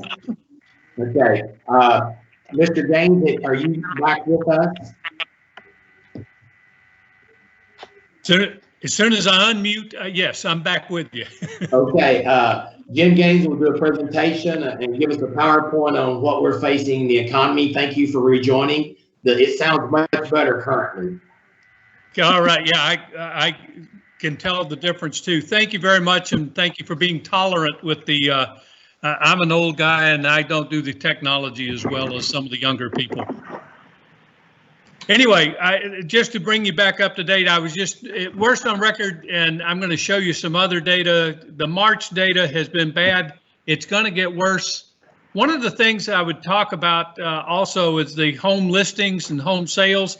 March is probably going to be the last of our good months, and I'll get to that and give you a little bit better update on that in just a bit. But we were up a little over almost 1.5% March to March year over year. Obviously, March was down from February, down considerably, and it's going to be down in April. I just heard within the last hour and a half some preliminary numbers on that I'll share with you later. Oil prices, of course, Texas is getting hit with the double whammy. We've got not only the coronavirus and COVID-19 to deal with, but we've also got a collapse in the energy market. The price of oil is down considerably. Week before last, the average weekly price of a barrel of oil was less than $3.50. That is not going to be good. Mortgages and forbearance continue to expand, and we're probably going to have that go up as well. Here's what weekly unemployment claims at the national level look like. And you can see that what we are, and I gave you background back to January 2019. You can see the little black bars there to show you how steady that unemployment claim was, in roughly in the 250,000 plus or minus a week range. And then all of a sudden, of course, with the virus and with what we have is the most unique situation in our economic history of the world. We have a mandated shutdown. We have had the governments of the world basically tell everybody, go home, shelter in place, close your business, other than if you could work from home, other than essential services. And that, of course, left a lot to be debated of what was essential. But we have a mandated, we are definitely in a recession. Big worry, will we go into depression? Little hard to tell yet. Unemployment rates are going to balloon for the next month or so. The unemployment claims you can see have fallen each week for the last 4 weeks. Hopefully we are over that peak, but it's still at stratospheric levels compared to history. I don't want to go into a great deal of debate. We're going to see that continue to go. And the interesting thing is going to be when it goes. Retail sales are plummeting. Again, as I mentioned it before, all of these charts are going to look like the economy has fallen off the cliff, and it has. One of the warnings I would give to people, and I am starting to mention it as I'm talking to various groups around the state, the next 2 months of data are going to be really bad. They're going to be the worst on the record. We've got no precedent for them. We don't know how to interpret them. And I'm going to tell you a little bit. You probably need to ignore them. Don't get too excited. The sky is not falling. It is a temporary thing, and it was a voluntary, mandatory kind of thing to shut down the economy and for everybody to go home. Now, as we all know here in Texas and around the world, We're trying to, in stages, keep things going. Small business optimism obviously fell. This was in March. It was down almost 8% from February. That number is going to drop some more. You can see the post-election optimism that happened back in November of 2016, but that's very different. Interest rates are going to be exceptionally interesting to follow for those of us who do that kind of thing. The green line is the federal funds rate. As you know, the FOMC met last week. They left rates alone, and basically they have already said, we're not going to mess with the rates. We're not going to increase them anytime soon. Now, how soon anytime soon is, we don't know. You can see the blue line, which is the 10-year Treasury, has fallen to near historic low. It's down at around 0.5 point. The 30-year fixed mortgage rate, that's the Freddie Mac rate, has been a little sticky. It is down to about 3.3% as of last week. These are monthly numbers, but as of last week, 3.3, and in fact, I think even for a day or two, dipped below that in terms of their daily reporting. Don't be surprised to see that rate hit about 3%, maybe even toy with a little bit going less. The lenders have been a little sticky at lowering the interest rate much more than that. They're worried about risk. They are also worried about quite frankly, their ability and capability of handling the volume of demand that has all of a sudden swept through for refinances as well as new home, although the new home demand is going to fall off considerably. Just to give you an idea of what's going on around the world, and that is important. Texas is a part of the U.S., the world global economy. You can see the United States by IMF, that's the International Monetary Fund, predicted to dip by about 6% this year and then rebound to about 4.7 next year. That rebound isn't enough. If you go down by 6%, you've got to grow, you've got to come back the next time, next period, almost double that, so about somewhere between 10 and 12%, in order to just come back to where you were because of the way the arithmetic works. You can see that Europe is in bad shape, Japan, and so on. What we're really watching are those emerging markets. We need for China and India and Russia and Brazil, Mexico, we need those markets to lift back up more quickly. They are going to create the demand for oil, which is important for Texas, seeing as how we're either the number 5 or number 6 producer of oil in the world. The global demand for oil is going to have a big influence on that. At the U.S. level, you can see how much uncertainty there is among the economists and the people that watch this stuff. It ranges from a -9% to a -50% just for this quarter. Just for the second quarter of 2020, we're going to see a significant decline in the second quarter 2020 GDP estimate. First quarter just came out. The first estimate, we were down 4.8%, call it 5%. That number will change, probably not too much for the better. So we're looking at a really tough 2020. The critical question is the second half of the year, third quarter, fourth quarter, as we reopen the economy, if you will, and take away the mandatory slowdown and shutdowns and stay-at-home orders, and as we all kind of emerge from our caves and see how fast and to what extent. Wall Street Journal survey of 60 economists. Again, similar kind of thing. Second quarter GDP -25%. Price of oil, that's being optimistic, although I can tell you that in talking to a number of people, and in fact out in the Permian, I was on the phone with some folks out there last week. They're still looking for the oil prices to rebound, but probably not much more than into the 20s or 30s if they're really lucky. Home prices are going to be more or less flat for 2020. This is U.S. Texas will probably be very close to that. Starts are going to be down. CPI inflation at this point is not the big concern. The big concern right now is deflation. not letting the recession that we're in right now, and that 96.4% probability, you can scratch that and call it 100%.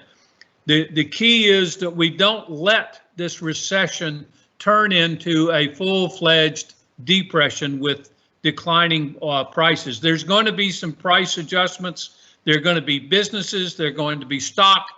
There may even be effects on real estate and home prices in the coming year in terms of what's going to be happening. For Texas, the bottom line is it's too soon to really know and tell about our future. All of this is happening so fast. There are no models. There are no precedents for this. We don't have anything to base it on.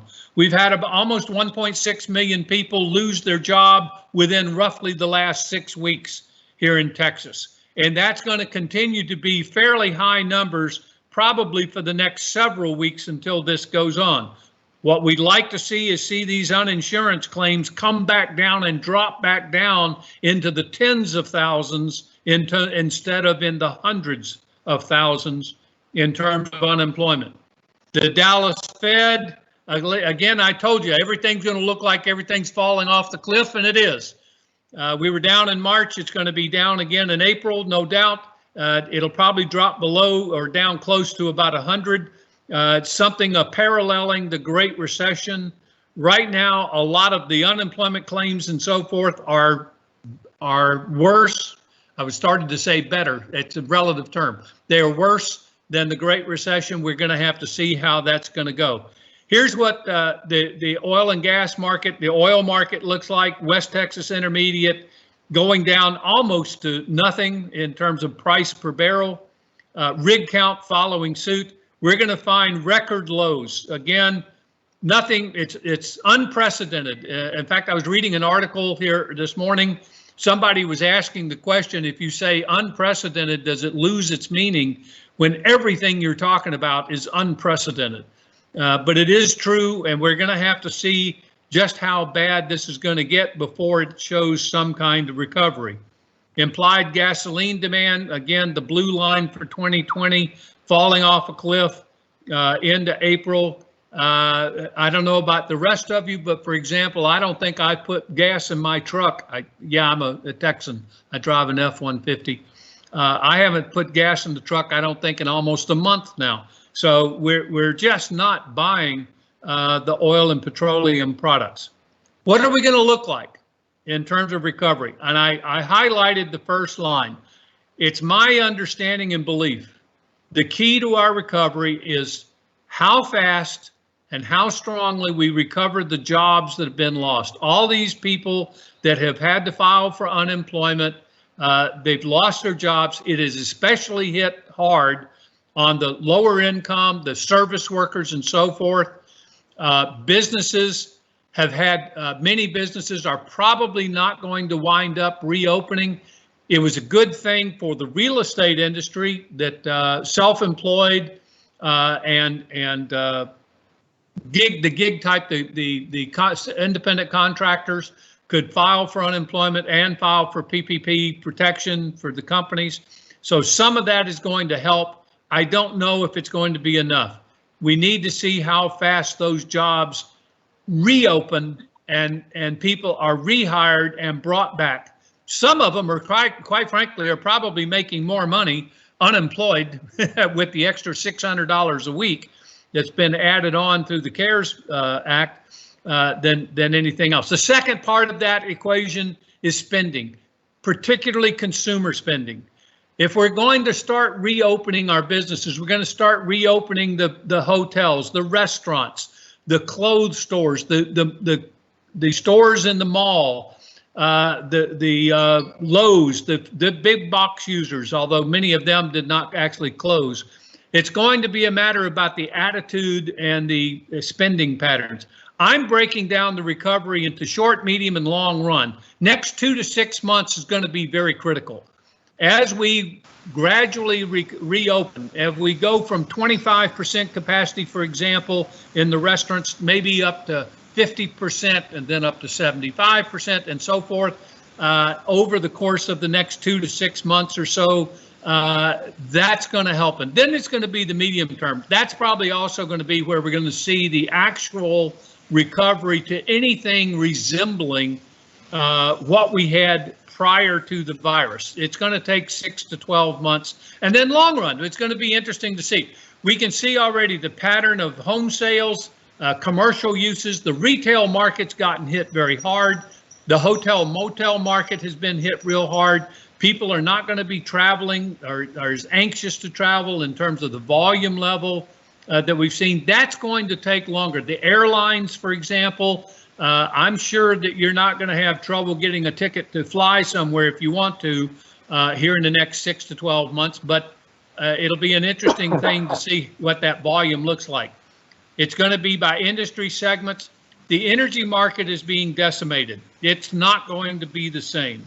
We're going to see different energy market a year or so from now than what we had before all of this happened. And quite frankly, this was going to happen anyway.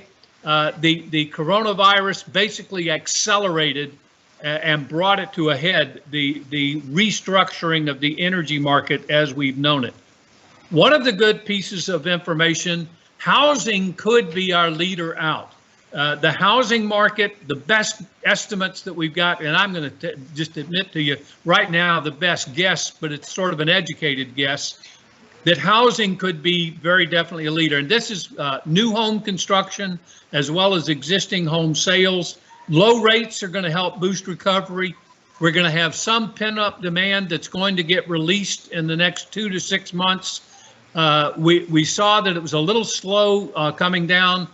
I can tell you the pace of what's going on right now, the last month or so, we're anticipating significant decline in closings and so forth for the next 2 or 3 months. And then what we're going to have to watch is pending sales, contracts being signed, and then leading on into closings, an increased boost in closings into the fall and into the winter. So we're looking for housing to be that one of those leaders. One of the other things we've got to watch out for, local governments have been hit real hard, state and local. Employment and service levels are going to be in jeopardy. Tax revenues are way down, especially for the state and local, from sales taxes, motor vehicle fuel taxes, gas and oil extraction taxes, and a whole host of others. So the revenue collections are way down, and already we're beginning to hear the early signs of local governments giving out warnings that they're getting hit. They're not sure they can maintain employment and service levels at a period of time when they really need it desperately. We'll have to see how well or how much the federal government steps in with aid programs to assist local governments in addition to what they're doing for individual citizens and for housing and general business. Let me talk about housing. Here's the March. I got this label. It's the last of the good months for housing, at least for a while. We were still doing okay. Most of the areas of the state were doing okay. Middle and Odessa, of course, were not doing well. They were down already. And a couple of the others, even Houston was up 6% and was doing real well. Pace of sales on a year-to-date basis in Houston, for example, despite the energy decline that actually started and predated the coronavirus, we're actually still doing well. DFW was going about flat, but the month's inventory was only 2 months in Aggie speak in Austin. They ain't got none. So it's going to be interesting. Overall observations, the Fed is providing the liquidity by buying mortgage-backed securities. They're buying the Freddie Mac, the Fannie Mae, the Ginnie Mae bonds and others. There's about 3, and that's actually increased to about 4 million home mortgages that have been granted forbearance. We just don't know how that's going to be. FHA particularly, the last number I saw, which was just last night, it's approaching 11 or 12% of all the FHA loans are into some level of forbearance. The apartment market hasn't gotten hit as nearly as bad. 89% of multifamily tenants made a full or partial April rent payment. It was only about 4% down from what their normal rent collections are. May and June are going to be critical. We'll have to see how that's working. The malls, early reports only collected about 10 to 25% of rents, but that's the big malls. The big malls were in trouble anyway, but that means all of those ma and pa stores in there closed down and had problems. Housing starts were down 22% month to month. They were still actually up for the year, but HMI has fallen and home sales were down. You can see again, falling off the cliff. This is the optimism index or the general index from NAHB of home builders national survey. That's the blue line. And you can see how it has fallen and is probably going to fall some more before it's all over and said with. Homes are being delisted. Here's what's going on. A lot of sellers, of course, are saying, I'm going to weather this. If I had my house listed, I'd just as soon not try to sell it now. I don't want anybody walking through the door. We're all trying to quarantine and sell, shelter in place and so on. Buyers are delaying somewhat. There has been some activity. It hadn't gone away completely, but it is going to be definitely down. Here's a critical one. The lenders are putting in credit overlays. No matter what you read about what FHA and Fannie Mae and Freddie Mac are saying about making loans available, the actual lenders are tightening the market. They're requiring higher FICO scores. They're requiring greater down payments. They're going to make vanilla loans. They're not going to be making anything. And one of the problems with making loans right now is appraisals and inspections. Appraisers and inspectors, by definition, need to be able to go into the house and look at it. They're hesitant to do so. People are hesitant to have them in. Yes, I know the GSEs are allowing 120 days for a deferred appraisal on a loan, but now the lenders are overlaying on that and saying, hey, I don't want that 90% loan that I was going to agree to all of a sudden turn into a 110% loan if the price of the house falls. Also, if you're doing a greater than 80% loan, it's very difficult to get the private mortgage insurance without the appraisal. Here's what I'm talking about, mortgage credit availability. This is from the Mortgage Bankers Association. Expect that line to continue to fall down. These are weeks, and so it comes on down in terms of a credit availability index. A lot of variables of where housing is going. I think for the future, one of the clear problems that we're going to be looking at is how many of these loans that are going into forbearance, and that forbearance can go anywhere from 6 to 12 months, are going to wind up in foreclosures. It won't happen immediately, but it may happen on down the line because people are needing forbearance. Maybe some of these people who've lost their jobs or their spouse lost a job, and the question is, can they get their jobs back and then get their income back and have the ability to cover their mortgages? Limited interest rates or the low interest rates is only going to have limited stimulation if the jobs come back. That's the reason I was emphasizing that earlier. It goes without saying, construction brokerage sales practices are adapting to new technology and processes. We're having this kind of meeting on a virtual basis. Texas does allow for online notarization and closures, so we are ahead of the game on that, and we'll have to see if that becomes the trend of the future. There are still closings happening. I've talked to title companies. They're even still having some in person where they simply limit the number of people and sit at ends of the table and so forth. Home construction could be, again, a prime recovery activity, and it needs to be. We need to make sure that that's happening. I'm going to be talking to one of the major home building groups actually tomorrow and find out exactly what their attitude is and what they're doing. And then the obvious answer from a real estate standpoint, people still have to live somewhere. So we're going to, we got to do housing. It's not a choice. It's an absolute need. Just to give you a real quick, Chelsea asked me to do this. Here's what the number of Texas real estate licensees look like relative to the past recessions. Back in the 1980s, when that's when, of course, Texas went into a full-on depression. That was a depression from roughly 1986, 87 on out to about 1991. 4 or 5 years. That was the hardest period of time that we've ever had. Unemployment way up, almost 18% statewide. You can see the number of licensees dip from almost 155,000 way on down to less than 100,000, around 90. It took us until 2018, quite frankly, to get back up to over 155. And of course, we've been growing leaps and bounds. These are according to the numbers. Here's what residential sales look like at the same time. And you can see that we've been on a pattern of increasing residential sales and are looking forward to going ahead. That line is going to flatten. We've all been hearing about flattening the curve here for the last month. And this is a curve we really don't want flattened, but it's going to probably anyway. And it could have it's going to have an effect on the number of licensees. All these people that have been lost their jobs and so forth. In past recessions, a lot of times when people lose their jobs in other past recessions, they have actually turned to real estate to get a license and to try to get into the real estate business as an alternative if they lost their full-time job. Not sure that'll necessarily replicate this time around, but the fall off hopefully won't look anything like it did back there in the late 80s and early 90s in terms of the fall off in the number of licensees. And that just gives you an idea that puts it on a shorter term basis just to get an idea. If we were projecting it out, 2019 was actually at 162, almost 163,000. If we grew at the average 3.4% a year that we've actually averaged over that full lengthy time period, we'd be up close to 190,000 licensees by about 2023.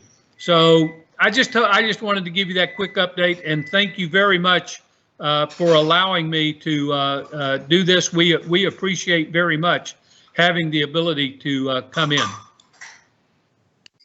Okay, I would open it up for comments or questions. I apologize for talking so fast.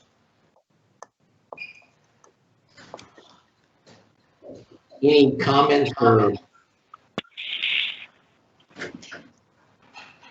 Okay. This is Chelsea Buckholtz. I just wanted to say thank you for coming, virtually coming and participating and providing this update. We may all just be, kind of heads on our computers crying a little bit. It wasn't really good news, but we're grateful that you would deliver it in such a happy way. Well, I didn't want to be too depressing, but quite frankly, all of the data are depressing right now. Yeah. And just to prepare you, April data are not going to look good. Right. I'm telling you that right now. When the sales data, I saw the preliminary numbers this morning that we haven't released them yet, but they'll come out here in the next few days, and they're not going to look good. And May probably won't look good. It's going to be probably about July and August. Those are going to be critical months for us to see what happens. Okay, thank you very much. Thank you to the commission. I know I said it earlier, but you probably couldn't understand me with all the echoing we got. Thank you very much for your support of the center. We are most appreciative. Indeed, we are. Thank you. Thank you. Go ahead, Jerry. I just said, indeed, we are. Thank you. All right, Commissioner Stevens. It's Commissioner Miller, I think. I'm sorry, Commissioner Miller. I just wanted to say that this is the second time I've heard this in about a week, and some things were worse, but I want to remind everybody else on this call that he started off by saying, and the sky is not falling. And that's the attitude that we have got to adopt and promote, because it's not falling, and Texas is resilient, and you can tell by white hair that I lived through that 82 to 96, and no, it wasn't pleasant. I've never heard it referred to as the Depression. So that cleared up some for Texas Depression. But we made it through, guys, and we're going to make it through again. So I just want to spout that out. Well said. Well said. Okay, if there's no other questions for Mr. James, we're going to do agenda item 13, the contested cases. Then we will go into executive session. Hold on. Amy Cooper will be presenting for the Texas Real Estate Commission, and I do believe Mr. Johnny Wayne now is on the call and will present, correct? That's correct. Okay. All right. I guess I will call Amy Cooper. Hi. Good afternoon. It's May Cooper. I'll be presenting for Standards and Enforcement Services. Before you is consideration of the proposal for decision in the matter of TREC versus Johnny Wayne Nail. The ALJ proposed an administrative penalty of $1,000. Is now exiting. And the ALJ found 2 violations of the 4 that were alleged by staff. In the decision, the ALJ determined that Mr. Nail failed to provide a link to the Texas Consumer Protection Notice on his business website, and that he failed to report the vantage point from which the crawl space was inspected as required by the standards of practice. No exceptions were filed in this case. Staff agrees with the proposal of decision and recommends adoption of the PFD. And I'm available if you have any questions. Any questions before we ask Mr. Nail? I'd like to clarify how much the amount is that we are going to fine him, if that is the case. It's $1,000. Okay, thank you. Okay, Mr. Johnny Wayne Nail, are you available? I am, yes, sir.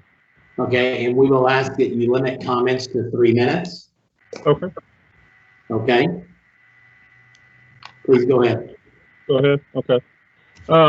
Basically, when this all started, I spoke after I'd already spoken with the realtor on this. I spoke with the attorney for TREC. He was pretty aggressive. I don't know. He listened to my comments, but anyway, I ended up having to go to a considerable amount of money. But they found in my favor in that regard. And the thing I was trying to explain to him as far as the consumer notice, I just had my website about 2 months it was happening. It had not been on there, so that was the reason that was on there the next day after I found out it wasn't on there. And excuse me for interrupting, but I cannot hear. I can't hear. This is Raito Steven. I cannot hear it, and I really would like to be able to listen to your comments. Nor can I. Okay. Now, will you try one more time? We're getting about every other word. Oh, do you want me to try to re-sign back in real quick? Or? You know what? How about this is Vanessa Burgess. I'm gonna. Sometimes it works best if you turn your camera off. You'll get a better connection, and if that doesn't work, we can provide you with the call-in number. So let's go ahead and test it right now. Okay, is that better? That does sound better. That is better. Okay, so just a quick recap. Back when this originally started, I spoke with the TREC attorney over the phone. Nobody ever called me concerning all the stuff. And so they gave me the fine and everything was going to be done. Finally got hold of it. Yeah, I'm going to interrupt here. I'm sorry. I think it might be better for you, sir, if you can call in. Let me give you that number real quick, which I have. I apologize. The number is on the invite. Yeah. Okay. Do you have your original invite? Hang on, I'll look. Chairman Kestner, if I could recommend that when we get this solved, that in fairness to Mr. Nail, we reset the clock. Yes, sir. Yes, without a doubt. I've got the number handy. That'd be I have great. a question. Well, while he logs in, I have a question. Are we going to go into executive session with this discussion, or are we solving it on the spot? we are listening to his response and asking questions. Then we will go into executive session. Okay, thank you. I'm ready for that number. Okay. Y'all hold on. Here we go. Can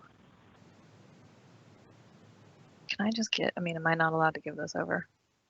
I've got the number handy. Okay, I can go ahead and give it. I'm sorry. I was just holding off to try and not give out the whole password and everything, but it's not a problem. So the number, Mr. Nail, would be 512 area code 372-4166. And there's a conference ID that's 315-900-21, and then the pound. Give me a second. I'm calling you. Yeah, so you'll want to hang up and call in. Okay. Okay, thank you. Uh-huh.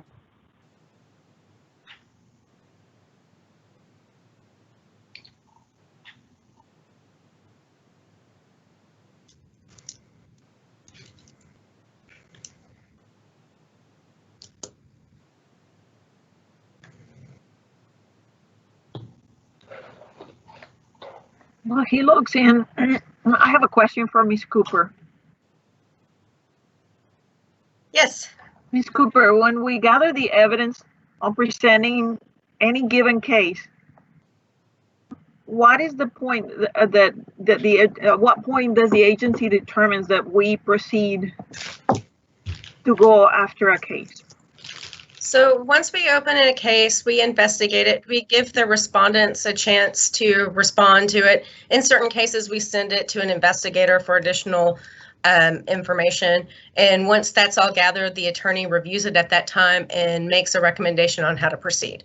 So in a case where Johnny is now joining. So in a case where an attorney decides that we should take some sort of formal action against a respondent, they would discuss that with the director, who would sign off on it before we did anything. And another further question, what evidence do we require that be presented when a complaint is sent to the agency? So when someone submits a complaint to the agency, we'll require certain documentation from them to review, first of all, if we have jurisdiction over the matter. And once we determine that, then we'll open the investigation for response again to give the respondent an opportunity to review that complaint and respond to it. And in certain cases, like I said, we'll assign it to an investigator who will talk to additional witnesses if needed. And we've got Mr. Nail on the phone. Mr. Nail, I just wanted to clarify that Commissioner Stevens had asked 2 procedural questions that were not fact-based about your case at all, that Ms. Cooper was answering. So if we want to go ahead and turn it back to Mr. Nail, I think we have got a better reception right now, right? I hope so. Sounds like it. Yeah. I live out in the country, so everything I have technological wise is one arm behind my back. So I apologize. Okay, so basically when this started, I didn't hear any response from TREC, and then I just get a fine from them. And I was like, well, I mean, nobody ever called to talk to me. So I called to talk to the attorney that was representing the issue. And basically, in talking to him, I felt like he never even read what I wrote in, because it was very fact-based information. And then, of course, we went to court, and then the judge, whoever was presiding over it, found me innocent of any negligence. TREC, whoever did the investigation on it, found that I didn't put in where the crawl space was, where I entered the crawl space, and then also my the area where you put on your I'm sorry, I'm not in front of my computer right now. The area you put your customer where they can respond, or whatever it's called, I can't remember. And so I explained to the TREC attorney that I had just redone my website by a company in Dallas 2 months prior to that, and they did not transfer that over. And once I found it the next day, that was put back on. the website. Now, also, I include that same link on all of my receipts that I send out. So it's not like they don't receive that. It just wasn't on my website at that time. The other thing was the crawl space. I had just switched over to Whisper programming, and I was having an issue with the program. Normally, all that's included, and I did get that corrected very, very quickly. But really and truly, that's all in regards to what happened with the with all that we've gone through. The only other thing I'd like to add is this has cost me dearly, money-wise, just trying to defend my name. And then with this COVID-19 hitting, it has really hurt me. So if you guys do find me, I ask that maybe that it can be broken down over time because it is a very stressful time right now. That's all I have. Thank you. Okay, any questions for Mr. Nell? Yes. Raita Stevens. Okay. Sir, when you first started speaking, you mentioned that how do you learn about the complaint that TREC had about you? What you mentioned is that you tried to communicate, but I'm not clear on that. Can you please? Yes, ma'am. Refer to that period. How did you learn about it? I received an email with this long, like a, I don't know, 200-page deal from the realtor, I guess, that had wrote in for their client. And they said I had 10 days to respond to this. So for 10 days, I'm doing everything I can get. It's not enough time, by the way. But I did everything I could do to get the information together. And everything I had was factual. And so I sent it in. And then the only thing I heard back from Texas Real Estate Commission was that I was going to be fined I think it was $1,000. And then I was going to have to do all this continuing education classes. And the thing is nobody ever spoke to me about this. I mean, I've been doing foundations. I work for an engineering company in Dallas, at this time, and I do finals and initials for them all the time for foundation. So my experience level, I have a lot of experience with foundations. And the thing I tried to bring to their attention was that, nobody ever made me aware that there was a flood in 2015. There's a lot of issues that was not made aware at the time of the inspection. So I tried to convey that to the attorney with TREC. He wasn't having it. He did not want to hear my side of it. And it was really discouraging. I was very discouraged at that point. So it's not a good process from my perspective, having to go through it. Sir? Yes, ma'am. You said you heard from a realtor, but I read in the entirety everything that is addressed to your case, and there are two realtors involved. Mm-hmm. There's the realtor who represented I just want to make sure that I have the right, the folks that placed the complaint. And there's a realtor who was representing the actual subsequent purchasers of the property. Which realtor are you referring to?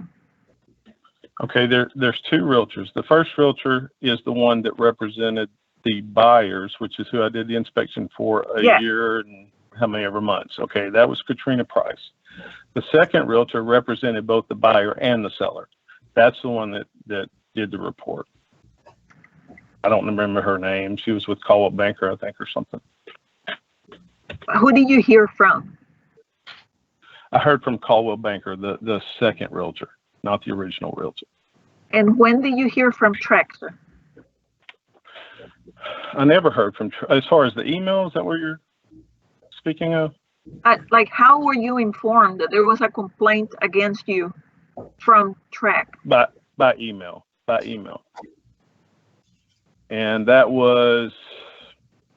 was a long period. I don't remember from when the realtor called me it was probably within 6 months, but it was a long period of time afterwards that I got an email from TREC telling me that they were going to fine me and do all this stuff. Suspend my license for a year. It's all kinds of crazy stuff. But had you heard from TREC before? Were you informed that there was a complaint against you by TREC? Only one. I don't believe so. It's been a long time, but I believe the only thing I heard from them was their decision to fine me. I don't remember any subsequent letters. I could be wrong, but I don't remember them. I actually would like to address that. Question for Ms. Cooper. Yeah. Do we send notice that is return receipt requested? So we notified him of the complaint on October 11th of 2018, and that's when he provided a written response to us. Is after he received the notice of the complaint. With the complaint in the mail, right? In the email, correct? Yes. Okay. So that was October 11th? Yes. Okay, thank you. Yeah, and that would be correct because they gave me the 10 days to respond, and then I didn't hear back from them for a while. That would be correct. Okay. Any other questions for either Mr. Nell or Ms. Cooper?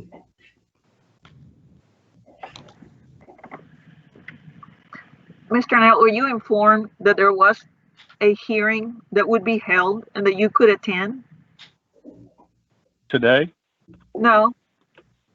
From Originally? TREC at some point in time before you heard that there was a fine against you?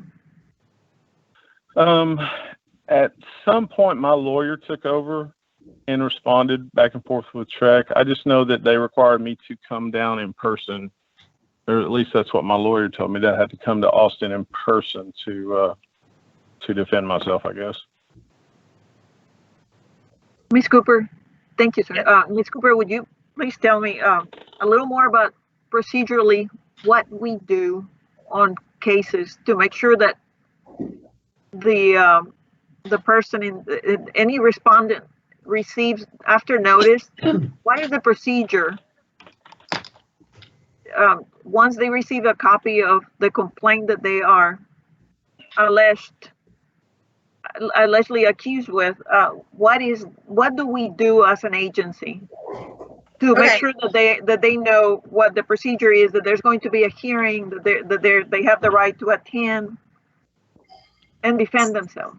So if we get to that point, which we did in this case, we would send the respondent a notice of alleged violations with a petition and give them 30 days to either accept what we recommend or to request a hearing. In this case, he requested a hearing, and once we set up the hearing date, we sent a notice of hearing sent by certified mail and email, making him aware of when the hearing was, which he did appear at.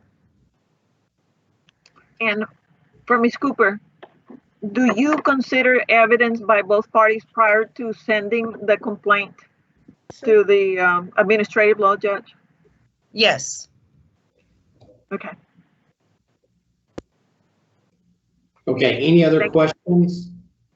Yes, Mr. Chair, this is Commissioner Turner. Yes, sir. Mr. Nail, did the Beavers ever look to you to be compensated or sue you or anything for the costs of the repairs they had to make prior to selling the house? No, everything came through their realtor. I never spoke with them. I have never spoke with them since my inspection. So everything came through their realtor, and I don't know anything other than that. When you say that this has already cost you a bunch of money, you mean in talking with, like, working with a lawyer to respond to the TREC administrative action? Yes, sir. Mm-hmm. Okay. Okay, any further questions? Okay, Mr. Nell, I want to thank you for your time. Yes, sir. If there's no further questions, I'll ask Ms. Cooper to go over agenda item 13B now. I don't believe anybody here is appearing to make comment on this? That's my understanding too. For this agenda item, but before you is consideration of the proposal for decision in the matter of TREC v. Texas Real Estate, the Texas Real Estate Commission versus Net Worth Realty of Houston LLC and Scott Allen McClellan. In this case, the ALJ proposes an administrative penalty of $1,750 against Mr. McClellan, and that his license be suspended until the penalty is paid in full for failing to provide a seller a BPO or CMA when acting on his own account as a result of a contact made as a real estate agent. Staff dismissed the case against Net Worth Realty of Houston LLC. No exceptions were filed in this case. Staff agrees with the proposal of decision and recommends adoption of the PFD. And I'm available if you have any questions. Questions on this? Okay, hearing none. General Counsel Burgess, help me with this. It is now 1:10. I would like to break from here, go into executive session. I believe everybody has a separate link. Let's do a 10-minute break prior to going into executive session to give you time to fill up your coffee, and I will keep an executive session. I do believe we need to exit this meeting, correct? Yes, so I'll go ahead and provide some instructions for everyone involved. All of the commissioners and then a few, the attorneys and the executive director will participate. The commission meeting back in session at 2:18 p.m. Central Time. We will start with agenda item number 13, which is on page 49 of your packet. Consideration and possible action regarding proposal for decision in the matter of docket number 329200305. We'll take Mr. Johnny wanting now. And I'm guessing, is Ms. Cooper still with us? Yeah. I'm still here. Okay. I guess, do we just give me the procedures? Will she go ahead and reintroduce these two? I can if that's what you want me to do. Yes. You could introduce 13A and then discussion or any possible motions, and then move to 13B once you have a vote on A. Okay. I'm sorry, Vanessa, are you talking to me or Chair Kestner? I'm sorry, I was talking to you on A. I was looking at you on the screen. Okay. All right.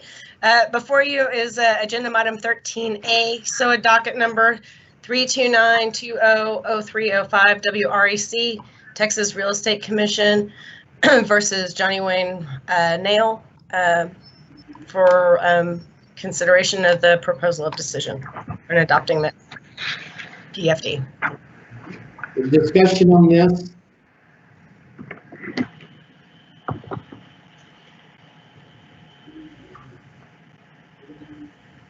Commissioners, any discussion or questions?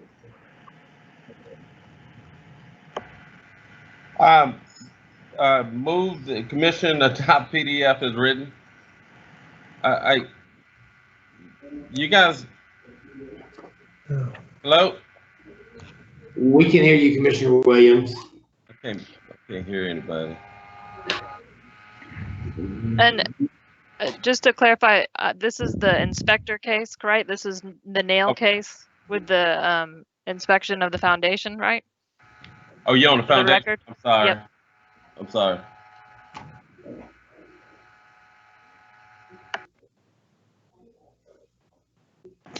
But we have a motion on the floor, so we need to commit.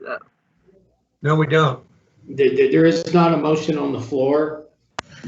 We're looking at any discussion. I'm sorry, is there a motion on the floor? No. There is not a motion on the floor. Thank you. The discussion about where it started and where it's at now amongst the commissioners.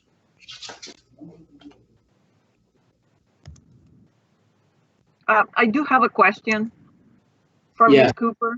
Stevens. Do we know if the person who filed the complaint, have they received any compensation from the foundation, from foundation insurance? They purchased the home with foundation repair problems already. I don't know the answer to that. I'm sorry. Thank you.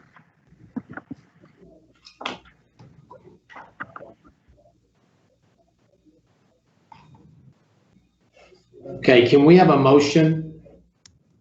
Mr. Chair, may I? Yes, Commissioner Stevens. I move to accept the proposal for decision as written with the following changes.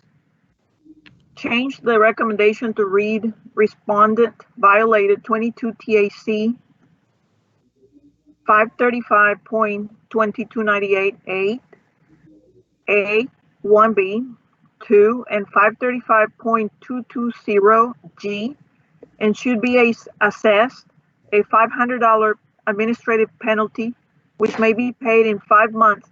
I'm sorry, I'd like to clarify that, which may be paid in 10 monthly installments of $50 beginning August the 1st, 2020. Second. We had a motion by Commissioner Stevens, a second by Commissioner Wilkinson. Any further discussion on the motion with changes? I have a question. Ms. Cooper, do we have a way to know if the person who placed the complaint, Mr. Bailey, if he receives compensation from the foundation company, do we have follow-up? No, we don't. And I mean, although that's something that we might take in consideration in our decision, that's not something that we would go back and check into after we close a file. Thank you. I'm not sure that has any bearing on whether or not this inspector violated the administrative code either. With all due respect, Commissioner Stevens, it's not really part of our inquiry. We're just really concerned with whether or not the ALJ made a decision that's supported by the facts and the law, and whether or not the homeowner had been compensated. Or excuse me, actually the home buyer.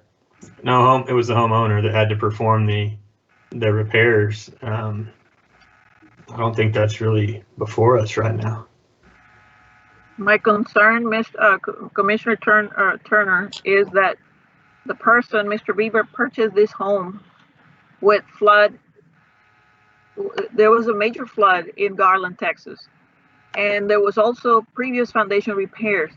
And sometimes, if the home was purchased as is, he made an incredible buy. And if this is out of curiosity, and I think that I have the right to ask any questions, whether or not they have bearing or not, because it bears on our decision, to make. So. Commissioner Stevens, I'd like to interject. So there were 4 initial violations, and 2 of them had to do with whether or not the inspector should have reported on deficiencies on the foundation, and the ALJ found that they didn't violate that part of the act or rules. Thank you, Ms. Cooper. Okay. I am aware. Yes. Okay. Any more discussion on the motion on the floor? Okay, let's start with any opposed, any commissioners abstaining. Hearing no opposed, no abstaining, motion carries. We will now go to agenda item 13B on page 77. Ms. Cooper?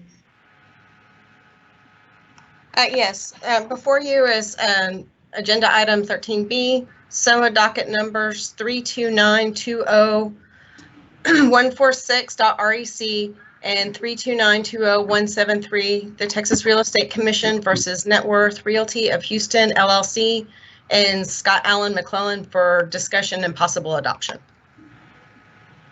Any questions for Ms. Cooper before we entertain a motion?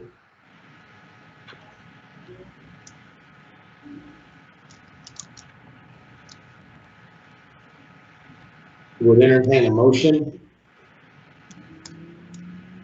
Move the commission adopt PDF as written. Second. Have a motion by Commissioner Williams, a second by Commissioner Leonard. Open for discussion.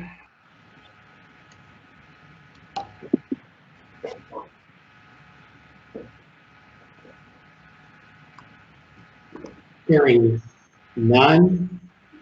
All those opposed? Hearing none. Any commissioners abstaining? Hearing none. Motion carries. That is agenda item 13A and B. Moving to agenda item number 15. I will give you a page number as soon as I find it. 91. Page 91. And I believe Mr. Mark Moore will present this. Yes, agenda item 15 is discussion and possible action to authorize settlement of recovery fund claims. No action is taken on agenda item 15E. We therefore have 6 items for action. These are agenda items 15A for recovery fund 19015, agenda item 15B for RF 20006, agenda item 15C for RF 20007, agenda item 15D for RF 20010, agenda item 15F for RF 20012, and agenda item 15G for RF 20013.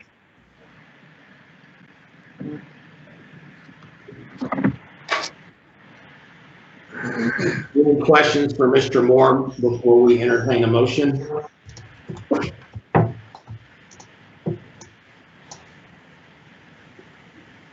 The chair will entertain a motion. Mr. Chair, I make the following motion on agenda item 15A. Move we authorize a settlement payment of $32,620.49 in actual damages plus court costs and reasonable attorney's fees to DIS Enterprises LLC and $10,029.51 in actual damages plus court costs and reasonable attorney fees to Danny Segev and Edith Segev.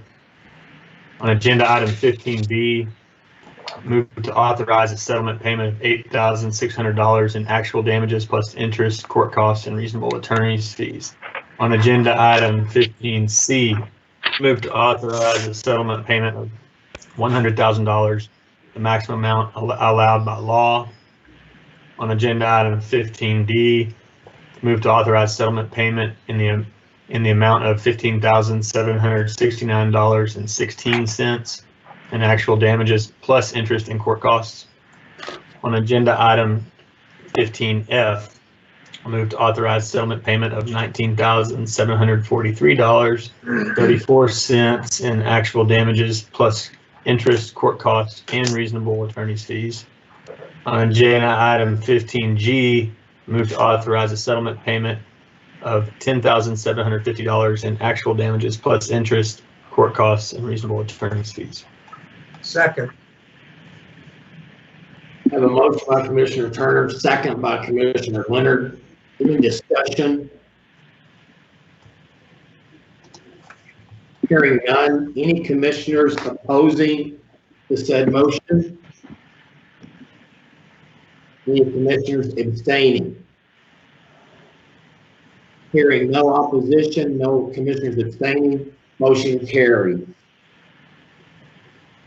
We covered agenda item 16, 17.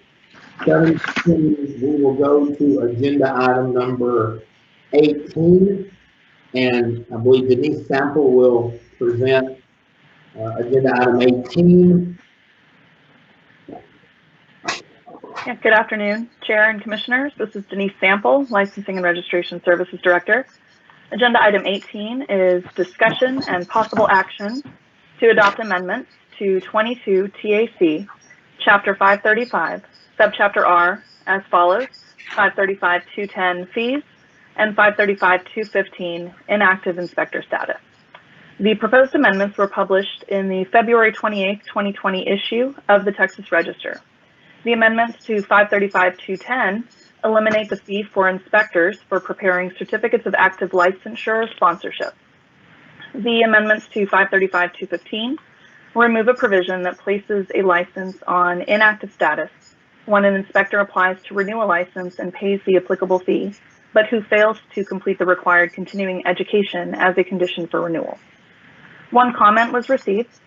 Staff recommends making no changes in response to this comment, and that you authorize staff on behalf of the Commission to submit for adoption amendments to 22 TAC, Chapter 535, Subchapter R, as published to the Texas Register, along with any technical or non-substantive changes required for adoption.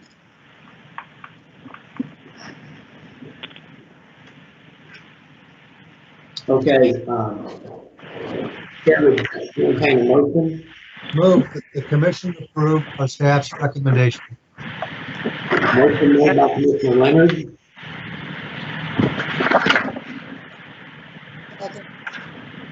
I believe I have a second by Commissioner Stevens. Any discussion? Hearing none. Any commissioner? I'm sorry, I'm sorry. I did not make that second. It was somebody else. Okay. It was Miller. Okay. Stand corrected. Commissioner Miller made the second. Any discussion? Question. Yes. What will happen to the inspector's license when they pay their fees, but they have not completed their required continuing education? What are we going to do to the license? The license will expire, and then the inspector will have 6 months to late renew the license. So the language in the rule was there prior to the existence of a late renewal option for inspectors. Thank you very much. You're welcome. Other questions or discussion? Any commissioners opposed? Any commissioners abstaining? Hearing none, motion carries. Thank you, Ms. Apple. You're welcome. Okay, agenda item 19. General Counsel Burgess will present. Agenda item number 19 relates to discussion and possible action to adopt amendments to 22 TAC section 539.140 Schedule of Administrative Penalties. The proposed amendments were published in the February 28, 2020 issue of the Texas Register, and the amendments correct a reference within the rules. No comments were received, and the staff recommendation is that the Commission authorize staff on behalf of the Commission to submit for adoption amendments to 22 TAC 539.140 Schedule of Administrative Penalties as published to the Texas Register, along with any technical or non-substantive changes required for adoption. Move that the commission approve the staff's recommendations. Motion made by Bob Leonard. Second. Please identify. Miller seconded. Second by Commissioner Wilkinson or Miller. Any discussion? Hearing none. Any commissioners in opposition? Any commissioners abstaining? Hearing none. Motion carries. Moving to agenda item 20. The next couple motions will be rules for proposal. We will start with agenda item 20. General Counsel Burgess will present. Sure. Agenda item number 20 relates to discussion and possible action to propose amendments to 22 TAC section 535.65 Responsibilities and Operations of Providers of Qualifying Courses. The proposed amendments to 535.65 correct a reference within the rule to include the appropriate subsection. The proposed amendments are recommended by the Education Standards Advisory Committee. Staff recommendation is that the commission authorize staff on behalf of the commission to submit the proposed amendment to 535.65 responsibilities and operations of providers of qualifying courses as presented, along with any technical or non-substantive changes required for proposal to the Texas Register for publication and public comment. Move approval, Russell. Okay, I have a motion to approve Commissioner Russell. Second. I have a second by Commissioner Leonard. Any discussion? Anybody, any opposed to the motion? Any commissioners abstaining? Hearing none, motion carries. That brings us to agenda item number 21, which is also up for proposal. We do have a public comment on this one. If I can have Jennifer Wheeler will present it, and then we will ask for the public comment during the discussion. Thank you, Chair. Jennifer Wheeler, Director of Education and Examination Services. Agenda item 21 is discussion and possible action to propose amendments to 22 TAC Chapter 535, Subchapter R as follows. 535-208, application for a license. 535-209, examinations. 535-212, education and experience requirements for a license. 535-213, qualifying inspector courses. And 535-214, education and experience required for a license. In summary, the proposed amendments to 535-208 eliminates an obsolete requirement for an applicant for an apprentice inspector license to provide a photo to the commission prior to issuance of a license. The proposed amendments to 535-209 allows a path for the inspector applicants to take the national portion of the licensing examination prior to the state portion. The proposed amendments to 535-212 specifies the time frame for education submitted under this rule. The proposed amendments to 535-213 provide a transition period for which education completed under the current requirements will be accepted. The proposed new rule 535-214 establishes the education and experience requirement for an inspector after March 1, 2021. These proposed amendments are recommended by the Texas Real Estate Inspector Committee. The proposed amendments and new rule were submitted to the Governor's Office of Regulatory Compliance in accordance with Chapter 57 of the Texas Occupations Code. The Governor's Office of Regulatory Compliance provided the agency with a review and recommended guidance in the form of a determination letter received on February 21st, 2020. Concerns raised in the determination letter were addressed by the Texas Real Estate Inspector Committee. If these rules move forward, they will be resubmitted to the Governor's Office of Regulatory Compliance for a second review. And any questions regarding the regulatory compliance review determination or process should be directed to General Counsel Vanessa Burgess. Yep, and I'll just speak up a little bit. Jennifer gave a great summary. This was our first interaction with the Regulatory Compliance Division, and it went very smoothly. We submitted, there were some questions asked, we responded, they returned with a very thorough evaluation, which we took to committee, worked some redrafts, and this is what you have before you today. Just to speak to that process, it was, a pretty successful one, and it worked well.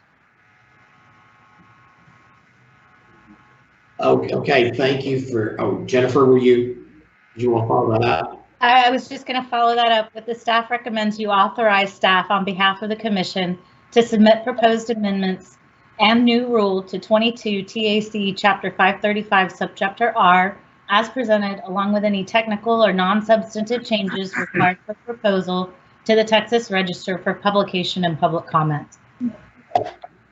Okay, the chair would like to seek a motion prior to discussion with we do have someone that wants to speak on this. Move that the commission approve staff's recommendation. Have a motion by Commissioner Leonard. Second. Second by Commissioner Miller. Okay, we do have someone that would like to speak, Stan Harbuck. First of all, I want to thank you for waiting 4 hours. And the floor is yours. Please limit comments to 3 minutes. Thank you, Chairman Kestner and commissioners of the Texas Real Estate Commission. I'm going to turn off my camera if that's okay, because I think I can make sure I get my voice through if that's all right. I know that was mentioned earlier. First of all, I would ask that the Real Estate Commission allow video for the ride-along and the practicum, because allowing video to provide the 40 hours of field requirements almost allows almost 4 times the opportunity to those interested in becoming home inspectors, and without any loss in quality of licensed inspectors, while at the same time satisfying all the rule requirements for both the ride-along and the proposed practicum. Also would recommend that you partially grandfather in currently enrolled students who, in good faith, have been taking courses that align with the proposed courses that are not, so that they are not penalized by having to do double coursework. And also to make only recommendations, not specific requirements, for the hours distribution for subtopics in each module, by allowing the expert instructors that are teaching the subtopics for the modules to determine themselves the distribution of hours for each subtopic, without giving them the authority to change the total hours of instruction required as proposed.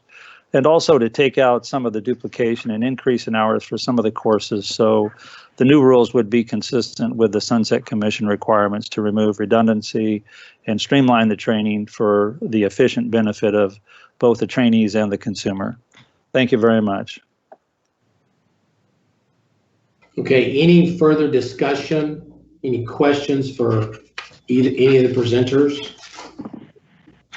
I have a question. Okay. Russell. I did not understand the double coursework. When would this go into authorization? When would it begin? Commissioner Russell, this is Jennifer. The new rules that outline the education that corresponds with the national content outline for the licensing exam would go into effect on March 1st, 2021.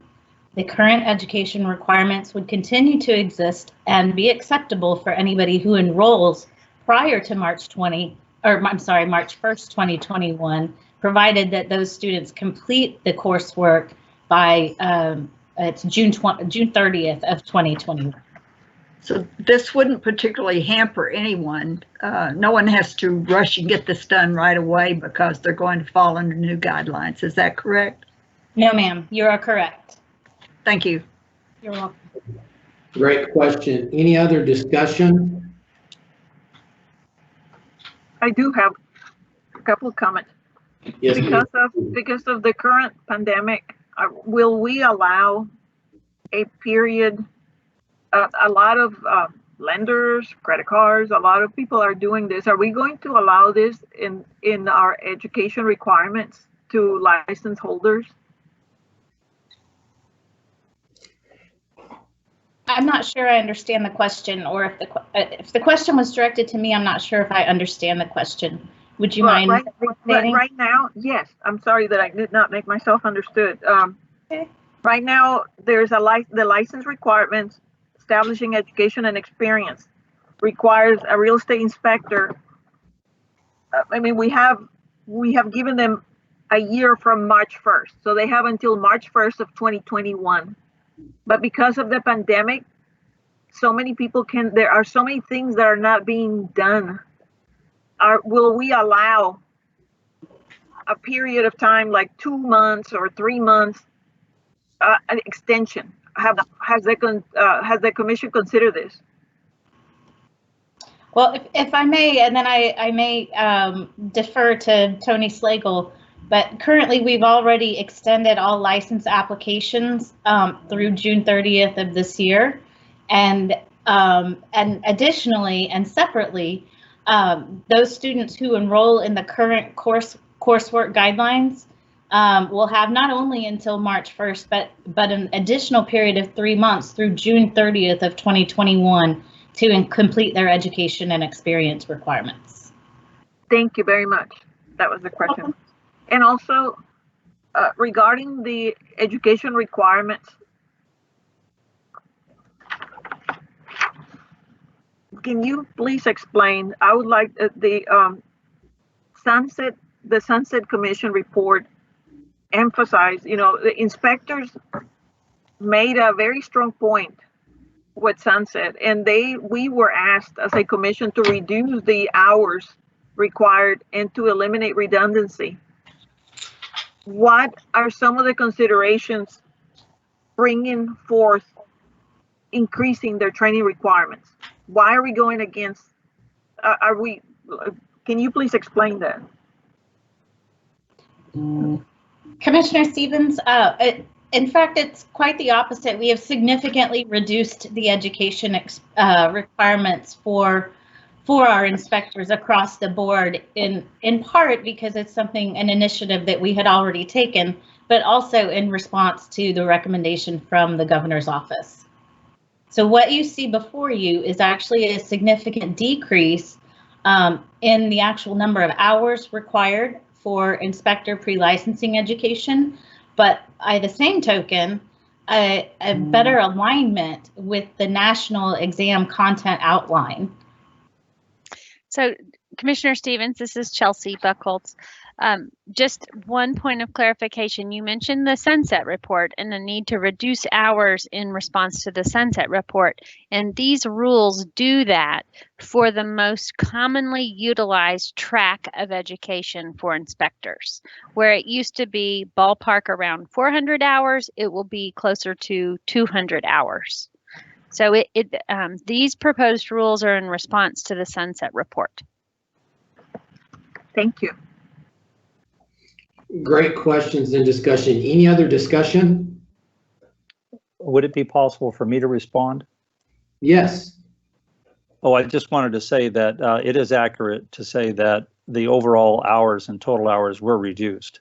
Nevertheless, there were some courses for which, as a result of redundancy in the courses before, we were forced to have some people just duplicate the same course over again. Those were legal and ethics update, and I think it was a standards review courses.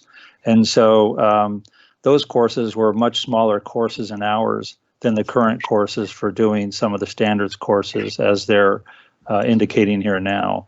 And so it's a matter of some of those courses were increased from 4 or 8 hours up to 20 plus hours.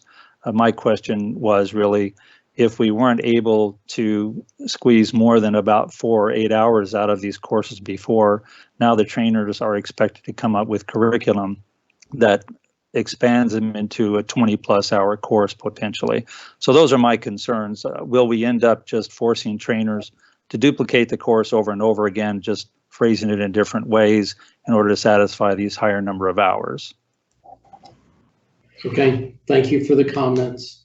Any other discussion? All right, let's go ahead. We have a motion and a second on the floor. All opposed? Hearing none. Any commissioners abstaining? Hearing none. Motion carries. Like I said, this is a proposal. Okay. Thank you, Mr. Harbuck, for your comments and the information you send out. We will move to agenda item 22. Denise Sample will present. Yeah, this is Denise Sample again. Agenda item 22 is discussion and possible action to propose amendments to 22 TAC 535-400, registration of easement and right-of-way agents. The proposed amendments to 535-400 eliminates the requirement for an applicant for an easement or right-of-way agent to provide a photograph to the Commission.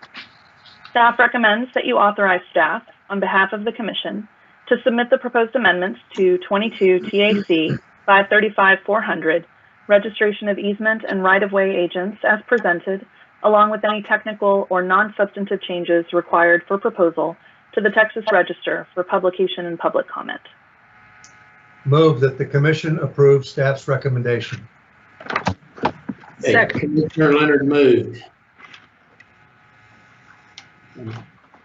Second, Russell. Second by Commissioner Russell. Any discussion?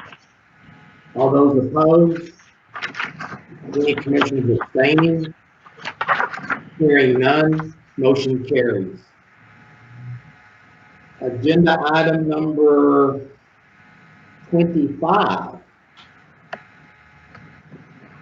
And this is discussion and possible action regarding budget and investment policy. Priscilla Vaco will present. Hey, I think, can y'all hear me? Yes, ma'am. Yes. Very good. Good afternoon. Priscilla Pifo, Director of Staff and Support Services. Good to see you all remotely. Welcome to cyberspace. I wanted to say, first of all, thank you so much for all the guidance that you guys provided during the February workshop.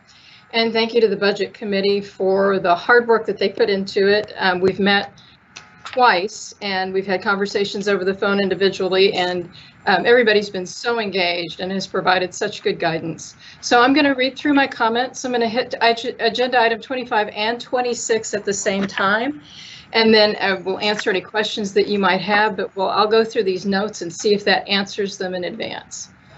And so I can share my screen with you. I'm going to be starting on page 215.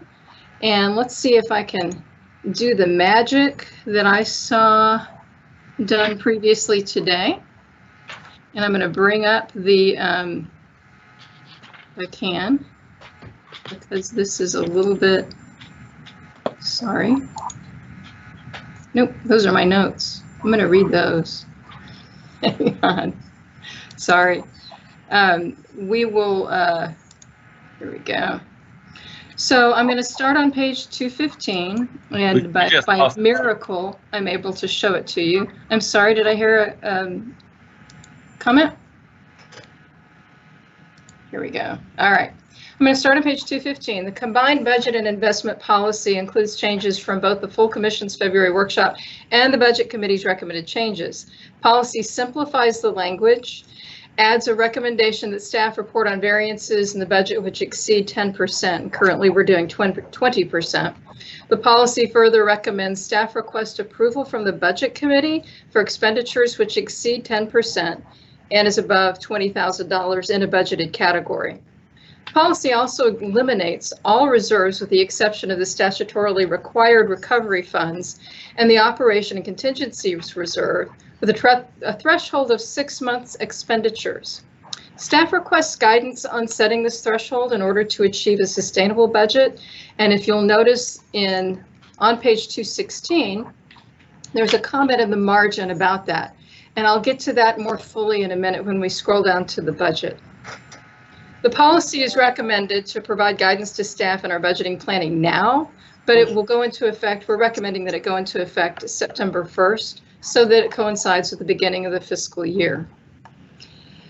And again, all of these changes are ones that we have vetted very thoroughly with the Budget Committee. And then I'm going to move on to agenda item 26. Anybody who needs to stop me, please jump in.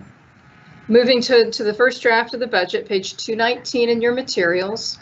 And the actual budget is on page 221. And I have it on the screen now. The first draft of the fiscal year 2021 budget follows the guidelines of the budget template, which we presented to the Commission at the February workshop, with one addition. Staff has added a line for carry forward balance at the top of the proposed budget year. In the future draft, we'll label that as such. And this is instead of providing a reserves report, we would combine all the reserves since there will only be an operations and contingency reserve if this policy is accepted.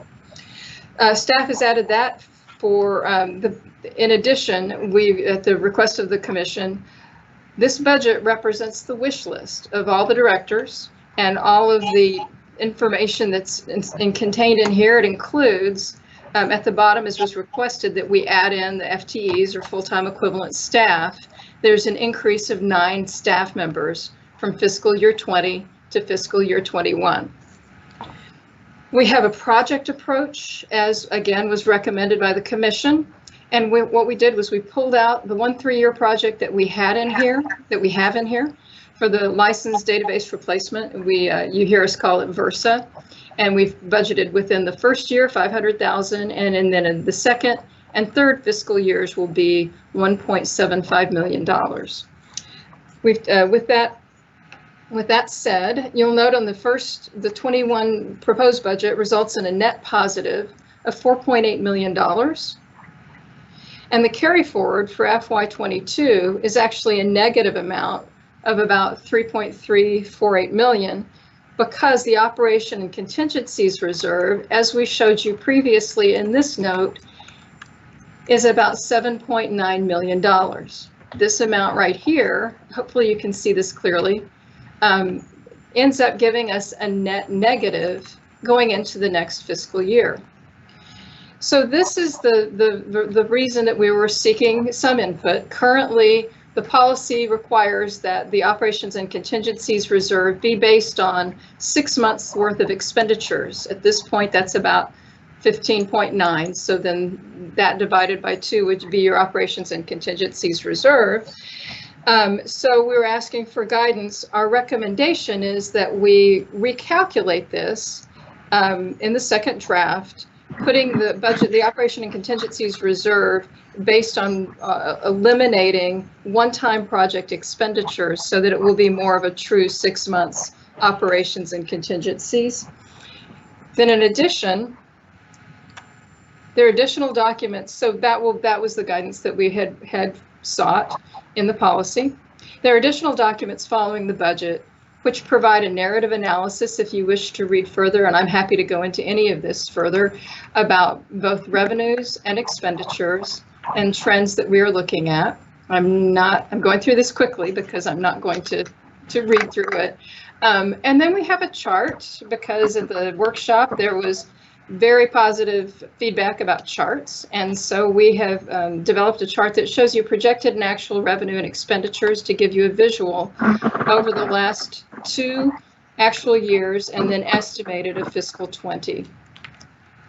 Going back to the budget that's being presented before you, because this is a first draft budget, action is not needed. However, the commission may wish to direct staff to consider other factors in preparing the second draft. And of course, we will come back with a draft that explores what the actual need is for the agency and what the projections, and as you saw earlier on the excellent presentation about possible futures, which are so uncertain at this point, we will be evaluating very closely what the revenues and the expenditures will be in the second draft. Also, with having Mrs. Williams, Renata, join us, she will have input into the process, and hoping that we will be able to, in June, with the Budget Committee, on June 25th, present the second draft and get further guidance. Happy to answer any questions. Okay, questions?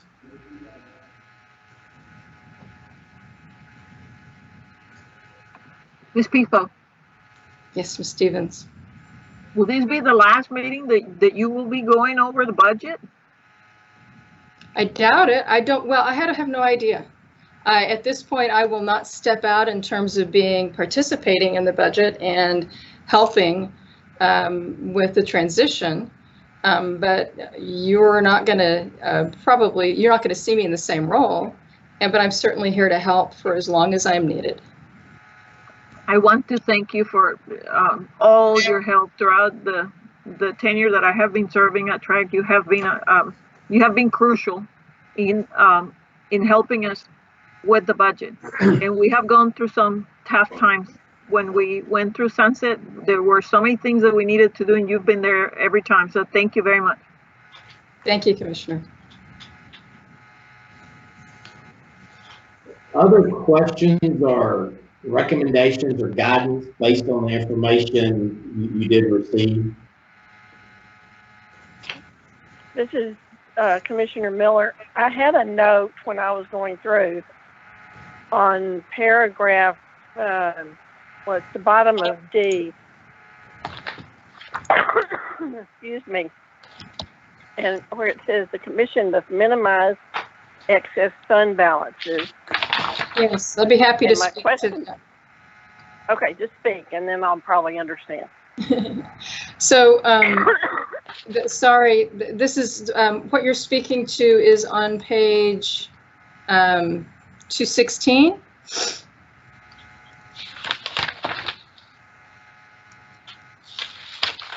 So I'm looking for it right now. I think the 217, very good. So the sunset, if I'm looking at the same thing, sunset, here it is. The commission must minimize excess fund balances. Is this it?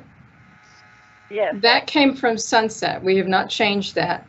What sunset requested was that we put into place a policy that if our fund balances were exceeding 20% of what our total operations and contingencies reserve was, that then we would come back to the commission and recommend reducing our fees.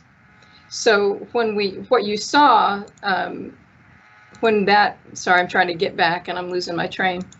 So when we recommended, if you remember at the end of last fiscal year, that there was some elimination of fees and reduction of fees, that was based on that policy. But yes, that did come from sunset. Did I answer your question, Commissioner Miller? Yeah, I was thinking that it was, my question to myself was, just because it isn't accurate enough, or is it some state mandate, which sunset created state mandates as far as I'm concerned. So yes, thank you. Yes, you did. Yes. Okay. Yes. Thank you. It's not a state mandate, but it was a recommendation. So it seems to make sense the way that its policy is worded, but we have not changed that. Other questions? Other questions? Chairman Kestner? Yes, sir. I would like to say thank you to Priscilla and all the members of our budget committee for their hard work. I know this is a time-consuming and very important matter. Priscilla, I would like to say also, I, for one at least, agree with your wish to reduce the amount of to 6 months of ongoing expenses and so on that you note on page 216. And with that in mind, I'd like to move that the commission approve, for agenda item 25, move that the commission approve staff's recommendation. I second. Raisa Stevens. Okay, motion was made by Commissioner Leonard, second by Commissioner Stevens. Any further discussion on agenda item number 25 specifically? I'm going to speak up for just a moment. This is Chelsea Buckles. It is fine to move forward to approve the policy, if that's which is agenda item 25. We will need clarity on whether or not you'd like to keep the operating and contingency reserve at 6 months or something less. If you wish to provide the staff an alternative to the motion, if you'd like to provide staff an opportunity to revise that with some guidance, this policy does not have to be approved today. It will not go into effect until September 1, the new fiscal year. So it can be approved along with the 2021 budget at the August meeting. But we are at least needing some guidance on that provision. So I just wanted to provide that. I know there's a motion and a second on the floor, or on the table. Okay. I think I said floor earlier. With that being said, the discussion, we can go ahead and move this forward, or we can take no action, get more input, maybe let new staff come in, work with Priscilla, work with the budget and finance committee, and have a clearer picture of where we're at and where we're going for the final budget adoption in August. I have a question. Yes, Commissioner Stevens. Is there a proposal that, as to the number of months, that we could still, that this motion could still be moved forward, but that we would be temporarily okay until the August meeting?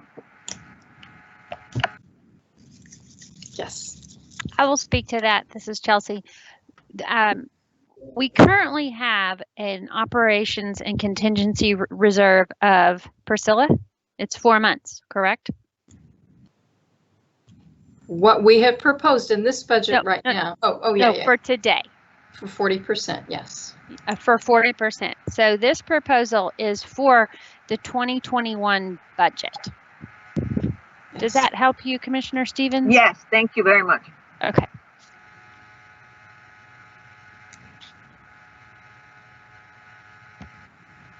Further discussion?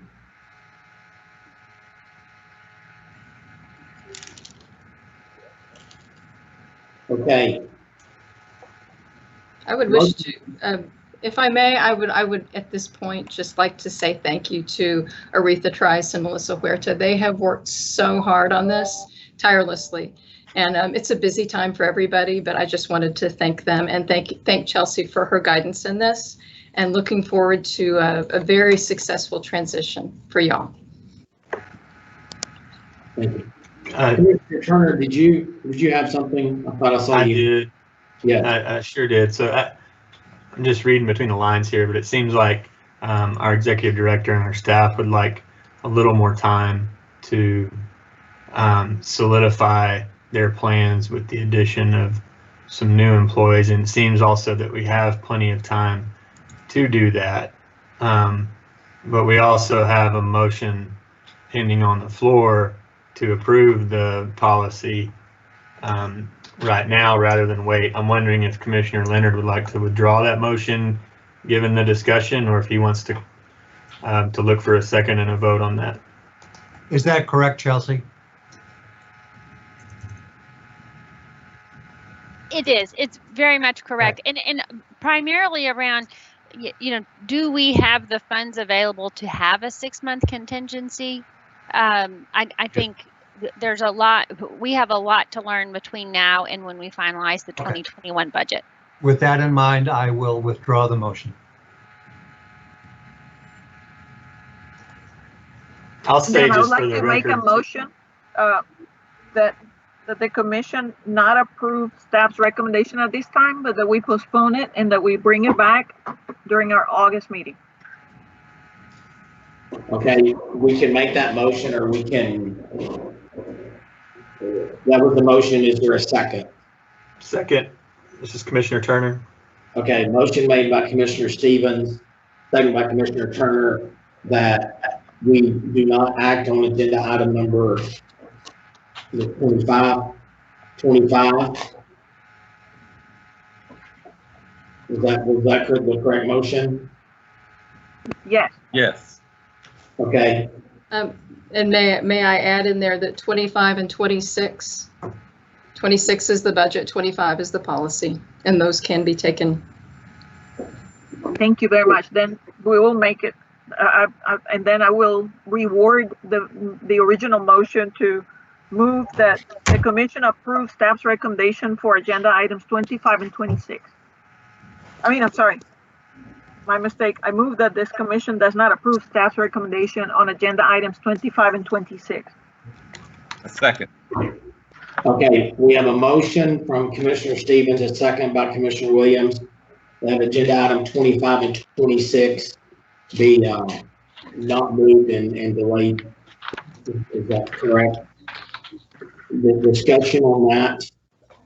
And if I may clarify, just to be perfectly clear for the public record, we are bringing back a second budget draft, which is normally what we do for the August commission meeting, which is where the budget is historically accepted and approved within that meeting. So this is exactly what we normally do.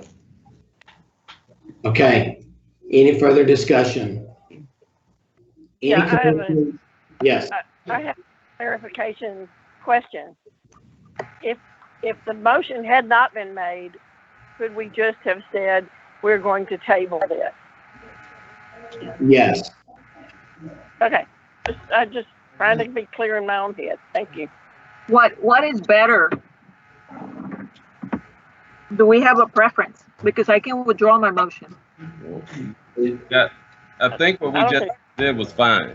Okay, thank you. Yeah. It works just fine. We got it. Oh, okay. Okay, bye, everybody. Thank you. So was the motion withdrawn? I'm sorry. No, you still have a motion, so. Okay. Take vote on that last motion and we'll be good. So we have a motion to not act on 25 and 26. Any opposed to that? Any commissioners abstaining? Hearing that, the motion not to act on agenda item 25 and 26 has passed. Okay, and thank everybody for your due diligence, and not only that, but also participating in the budget workshop. I think that was in February. It's been so long ago. So thank y'all for that. Okay, moving to agenda item number 27, and I believe that is on page 225. Discussion and possible action to establish processes concerning committee appointments. I think the process we used for the broker responsibility working group worked very well. We had a liaison for that group, and then also 2 commissioners that volunteered their time to vet it. I think that worked very well. I think that keeps all the commissioners involved that want to be involved, but yet at the same time does not put a select few in charge of the committees.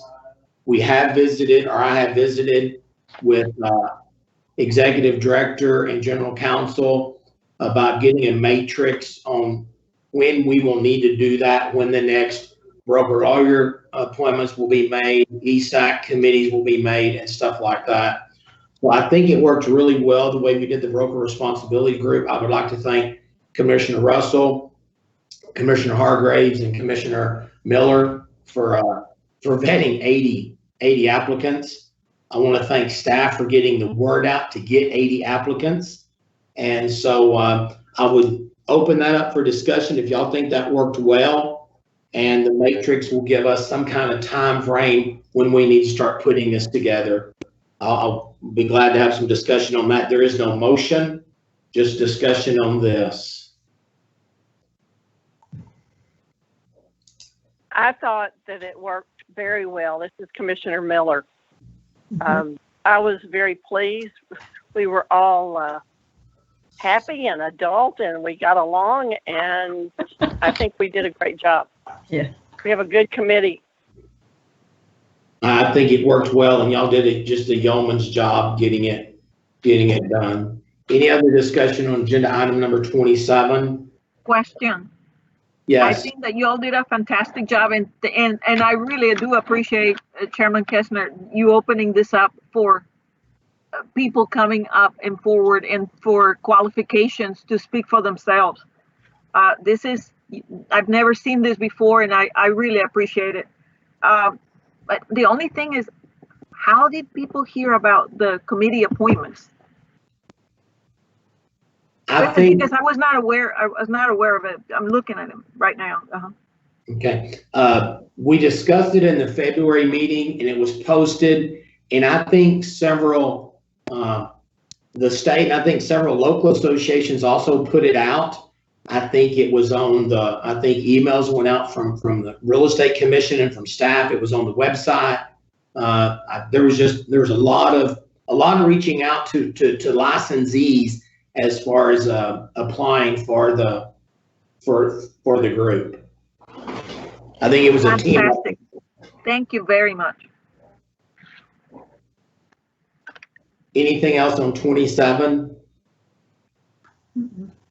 Okay, on agenda item 28, I just wanted to discuss this, that we talked about a process concerning commissioners' attendance at public meetings, and it talks about the occupation code says the chair has a statutory obligation to address unexcused absences that result in a member missing more than half the commissioners' regular scheduled meeting. We do not necessarily have a written policy on this. If they do miss half, it is grounds for removal. The commission has always had the ability to excuse an absence with a majority vote. Without a clear process, what constitutes an excused absence, there's some uncertainty as to whether or not an absence will be excused or unexcused. And what we're kind of looking at is for the commissioner to have contact either the chairman, executive director, general counsel, if you know you're not going to make a meeting, okay? Now, we do realize life happens. We do realize there's accidents, there's medical issues and stuff like that that will not give you the ability to notify us 24 hours in advance you won't be at the meeting. Yet at the same time, I think we've done a pretty good job setting meetings and trying to keep them set. So we would like to encourage you to, somebody use the words, defend your calendar. If you know there is a commission meeting, please put on your calendar. Let's try to have as much notice if you can't make it as possible. And then notify either the chairman, general counsel, or executive director that you're not going to make it.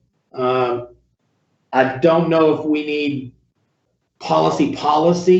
I think we need a general consensus that all of us are going to defend our calendar and let us know when you're not going to make it. We certainly understand life. We certainly understand if your son schedules his wedding during a commission meeting, you probably need to attend that. But as much as possible, we need to keep the dates open. So we not only have a quorum, but we have everybody there for decision making. General Counsel Burgess, did I miss something on this? What else do we want to add here? No, I think you covered it. And this was intended, as you mentioned, to be a discussion and not a set policy making, but a discussion of, you know, what you were thinking in terms of expectations and if anyone else had thoughts on it. Questions or discussion? Mr. Chairman, I would like to comment. Yes. During my tenure, I'm approaching the end of my service. I had never missed. I have taken this as a duty, and I'm very proud to serve. And I don't like to explain myself. I have had some very serious family issues, and I'm the only person in my family who can help. They have been unexpected. I do not wish to specify, and if anybody wishes to call me, they're very personal. And another thing is that during this time, I have also attended law school.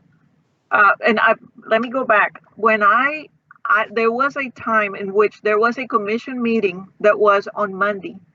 And on that Friday, I realized that I had to attend and be in California, and it was an emergency thing that I needed to attend. I had to drop everything and go. And I'm doing this because I have no idea what's going on. And I do want to remind everybody, at the last meeting the first meeting in which everybody got together, and we had a workshop, I stated that during the month of February that it was going to be very busy. And I never do ask. I mean, there are 9 of us, and there are over 100 people in our staff, and I never consider that my needs are more important than anybody else's. So all I can do is just state my concerns because I see what's coming, and if I cannot make it, I'm only speaking for myself. I take this very seriously, and for me not to be able to be there, I have also been studying. I believe that I can serve more and I can help more people, and I have been going to law school at night, and I kept this very quietly. And for those of you who have attended law school, this is not like a usual school. During the month of May, there are finals. And during the month of August, because I attended every semester without missing, and it's been a sacrifice. And I'm still standing by the grace of God. Our family has never gone through what we have endured. And between all of this, I have tried, and in Chelsea, I've never reached out to you, Chairman Kessner. I see that you're very busy, but I have reached out to Chelsea, and I have offered that whatever I can do to help, even though I was not able to attend when there were comments, I have submitted them. And I want to clarify that for those of you who attend law school, if you have a final and you do not attend, you have to take the entire course all over again. And I'm happy to tell you that I've completed it in December, but it has been quite an ordeal. And I hope that I don't wish this on anybody, not the law school part, but the family part. So that's all I have to say. And if you have not heard from me and you have any questions, you may call me. And Commissioner Stevens, let me add, my very first commission meeting, you notified me you were not going to be there, and I have no problems with that. The way you notified me was perfectly fine. I will never ask for a reason as chairman, because I know your commitment to this agency and this commission is above reproach. There is no doubt that your heart and soul is in it. And all I'm asking is if something comes up, just like you did that day, let me know you will not be there, and that is perfect. That is a perfect reason to excuse an absence. The only reason this was brought up is somebody asked me, how do you determine excused and not excused? And so I wanted, when you let us know you're not going to be there, that is excused. We will not seek any reasoning or whatever, because we know if it were all possible you would be there. Okay? So let me just clarify it. Yeah, we appreciate your commitment to this commission. Other discussion on this agenda item?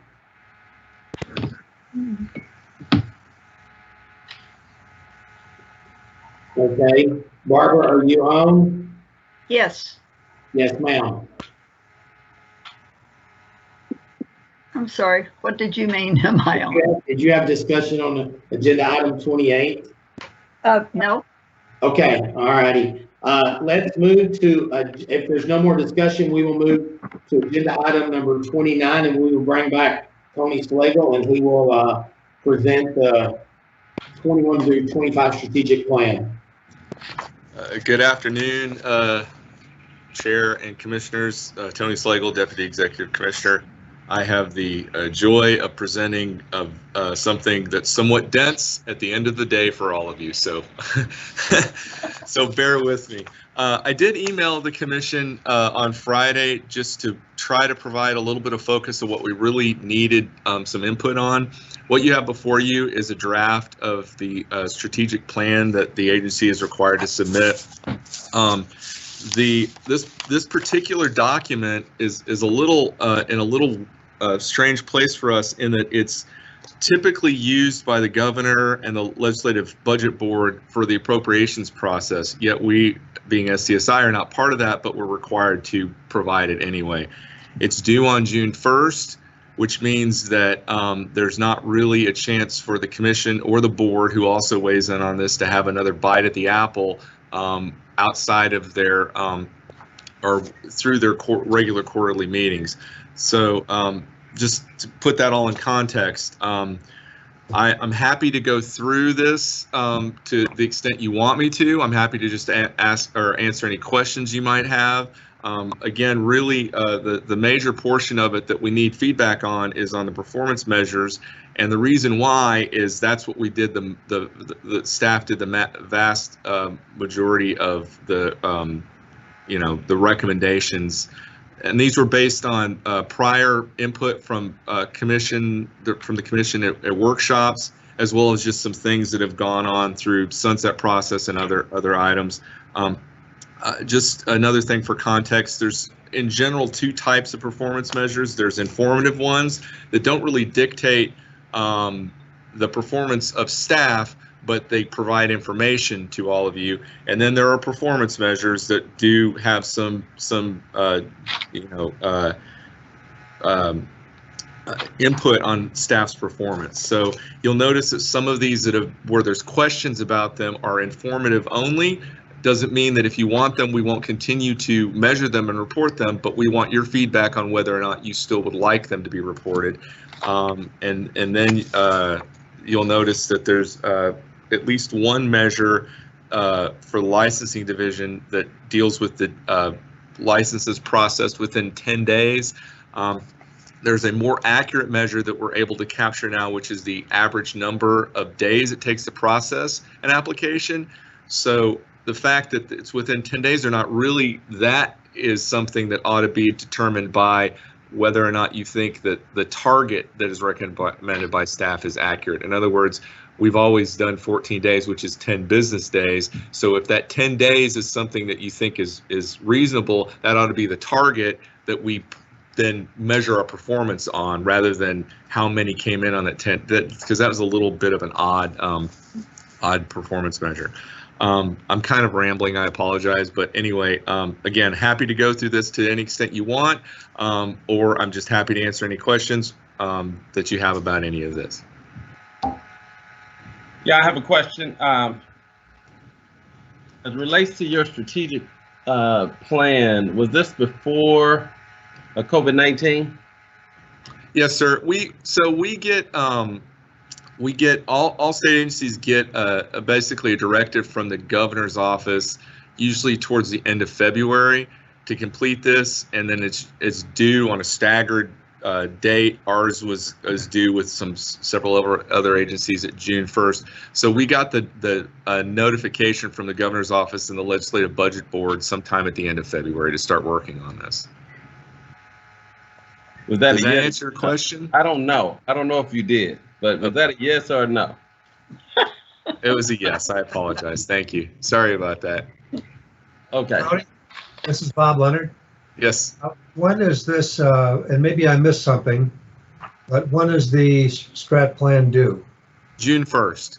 June 1st. It's due June 1st, right? Which means that, and we'll get to that in a little bit more formalized fashion, but that means that it needs to go before the board as well for the board to weigh on those issues that are specific to the appraiser board.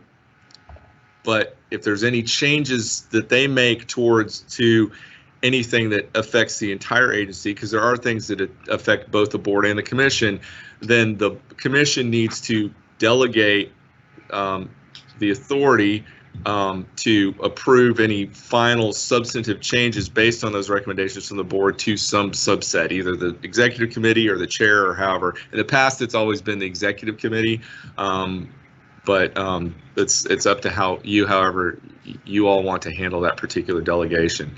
And I'll add one thing to that, Tony. This is Chelsea. If you direct us to make changes to the strategic plan that then you would like reviewed by whomever you delegate, then we would make those changes and then present them to, let's say, the executive committee or whomever you delegate for final approval authority, right? Right. I'm sorry if I didn't make that clear. That's what I was trying to say, so I apologize. So if the board makes changes, or if you recommend changes that you'd then like reviewed by the yes, thank you, the person, the entity who is delegated the authority. It's just the time, Commissioner Leonard, the timing of it's a little wonky with it being June 1st. There's not another commission meeting, scheduled commission meeting by which you all could sit down and go over this as a full body. Well, the only thing I see that's wonky about it is we're about to vote on whether or not to send the strat plan to the executive committee. And if the board's involved, and today is May 4th, we're going to have about an hour and a half to review this. The board commission, or the board meeting, is on May 15th. So to the extent that they make changes, which I do not expect, we would then need to schedule time with theoretically the executive committee for their review of those changes. So yes, it is all very last minute in nature. Okay. Can I go back? this is Commissioner Miller. And I just want to go back, and I think Mike asked the same basic question when he said something about, was this pre-COVID or after COVID?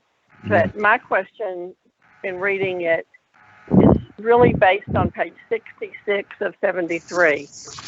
And it was the list of bullets that the survey basically came up with. And so my question was, when was the survey made? If you can give us really a date of that, that would help me feel better about the whole thing.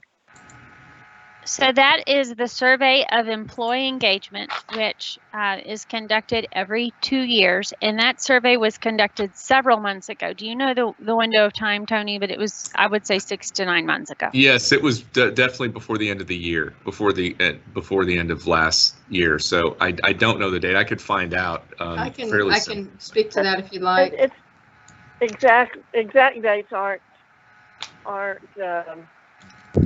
as important as just paying attention to what the survey said.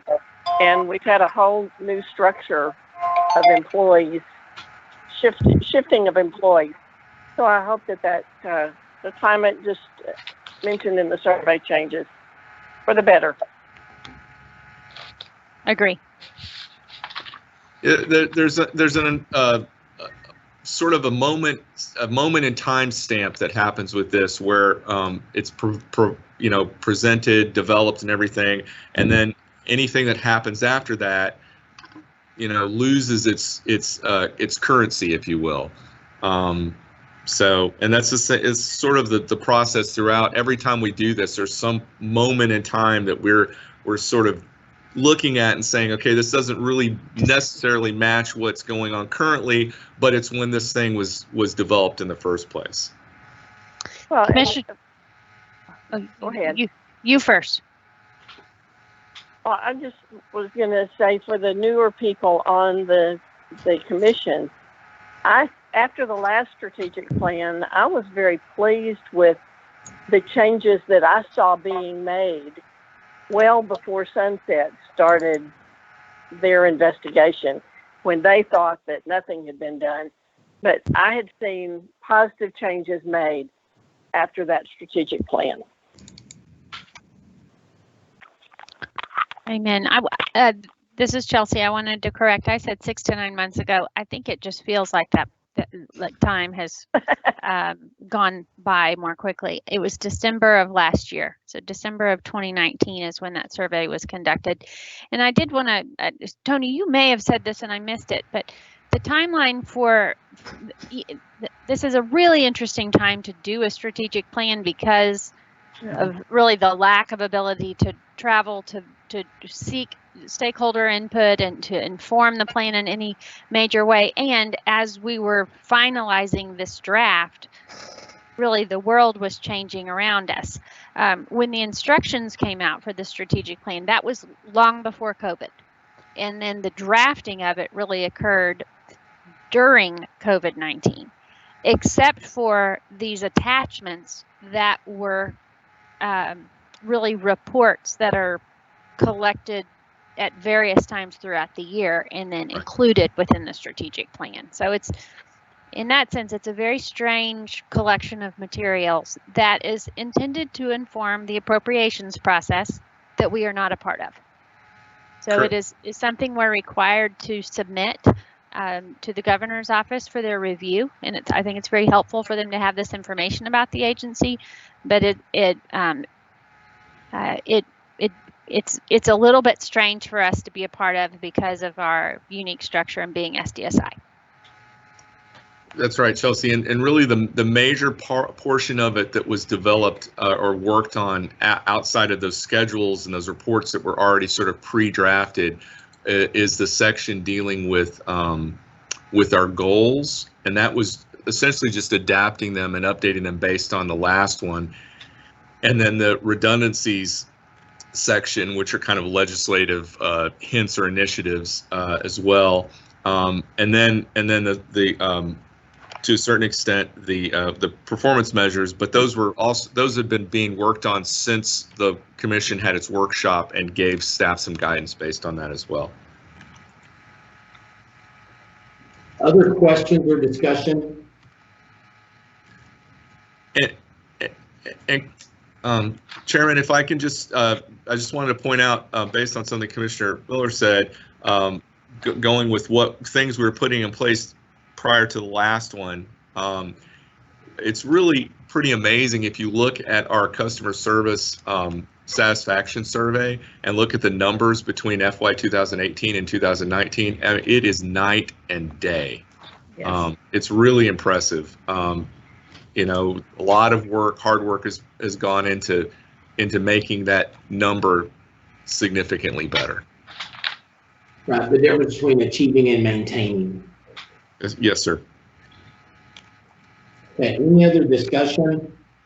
Do y'all feel comfortable making a motion that the final approval is the executive committee after the appraisal board meets and any input you might have between now and then? I'll move that the commission approve the staff's recommendation. And I'll second. Okay, motion made by Commissioner Leonard, second by Commissioner Miller. I guess we open for discussion now. Thanks. Any opposed to the motion on agenda item 29? Hearing none. Any abstaining? I sustain. Michael. Commissioner Williams abstained. I'm showing motion passes with 8 commissioners in agreement, 1 abstaining. Did I have another person abstain? Michael. Okay, yes, Commissioner Williams abstained. Motion carries with Commissioner Williams abstaining.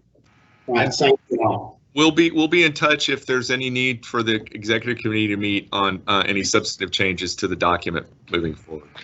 Thank you. Okay, agenda item 30.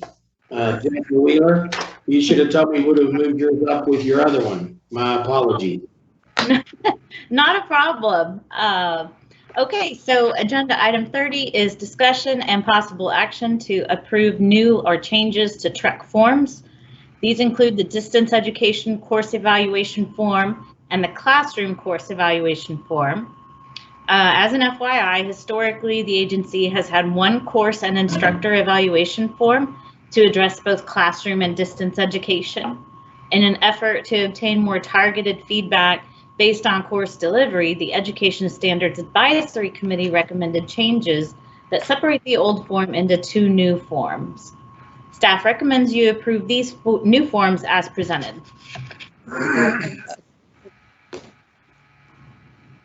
Chair would entertain a motion. I so move. I second. Raita. Okay, Commissioner Wilkinson made the motion, Commissioner Stevens seconded. Any further discussion? I would like to just say, being at ASAC and Jennifer, there was a tremendous amount of work done on these forms, for it wasn't there, and so I'm all for it. So great. I will add to the discussion. Great job on these. It definitely need to be separated, and y'all did an outstanding job. There's nothing worse than doing a online class and they talk about how the facilities weren't sufficient. So yeah. So thank you for that. Okay, any other discussion? Any opposed to agenda item number 30? Any commissioners abstaining? Agenda item number 30 is carried with no commissioners voting against it and no commissioners abstaining. Agenda item number 31. Possible action regarding future agenda items. Commissioners input. Actually, I do have one, and now I have to remember what it was. After my meeting with the Texas Real Estate, now not called Research Center, the A&M people, if they are actually making a big thrust, which I've heard it twice now, for manufactured housing growth to meet this new thrust that they think are going to be required to, or buyers that want to move out of the city. And so they are talking about doing manufactured housing developments, which is different, and it's going to require a different license than a general salesman's license like we have, where we're allowed to sell one, possibly two a year. I just think the commission needs to look into what kind of licensing is going to be required to meet that need, if that need does arise. Because I've heard it now. I've heard it 3 times in 3 different meetings with TREC. I'm sorry, TREC, the other one. That is a great point, and maybe we need to look into that to see if they do develop it or they sell them as real property or as a piece of dirt with personal. Vanessa or General Counsel Burgess, could we maybe look into that a little bit and see what?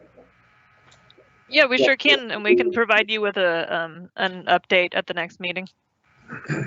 Okay, because especially with price points going up, it's certainly going to be something we deal with. Other future agenda items y'all would like to discuss? Okay, hearing none, I will move to agenda item 32, future meetings, and those are published. I believe it is the last page of your book. Certainly by August, we are in person, even if we have to disperse around that big room.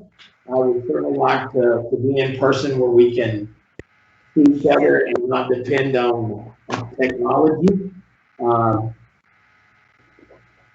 If nothing else, I would certainly entertain a motion to adjourn. I am jealous. You are 1 hour away from closing. I am 2 hours in El Paso, but I will still entertain a motion to adjourn. Maybe I just got a message. Let's make sure I didn't miss something. Okay. You did not miss anything.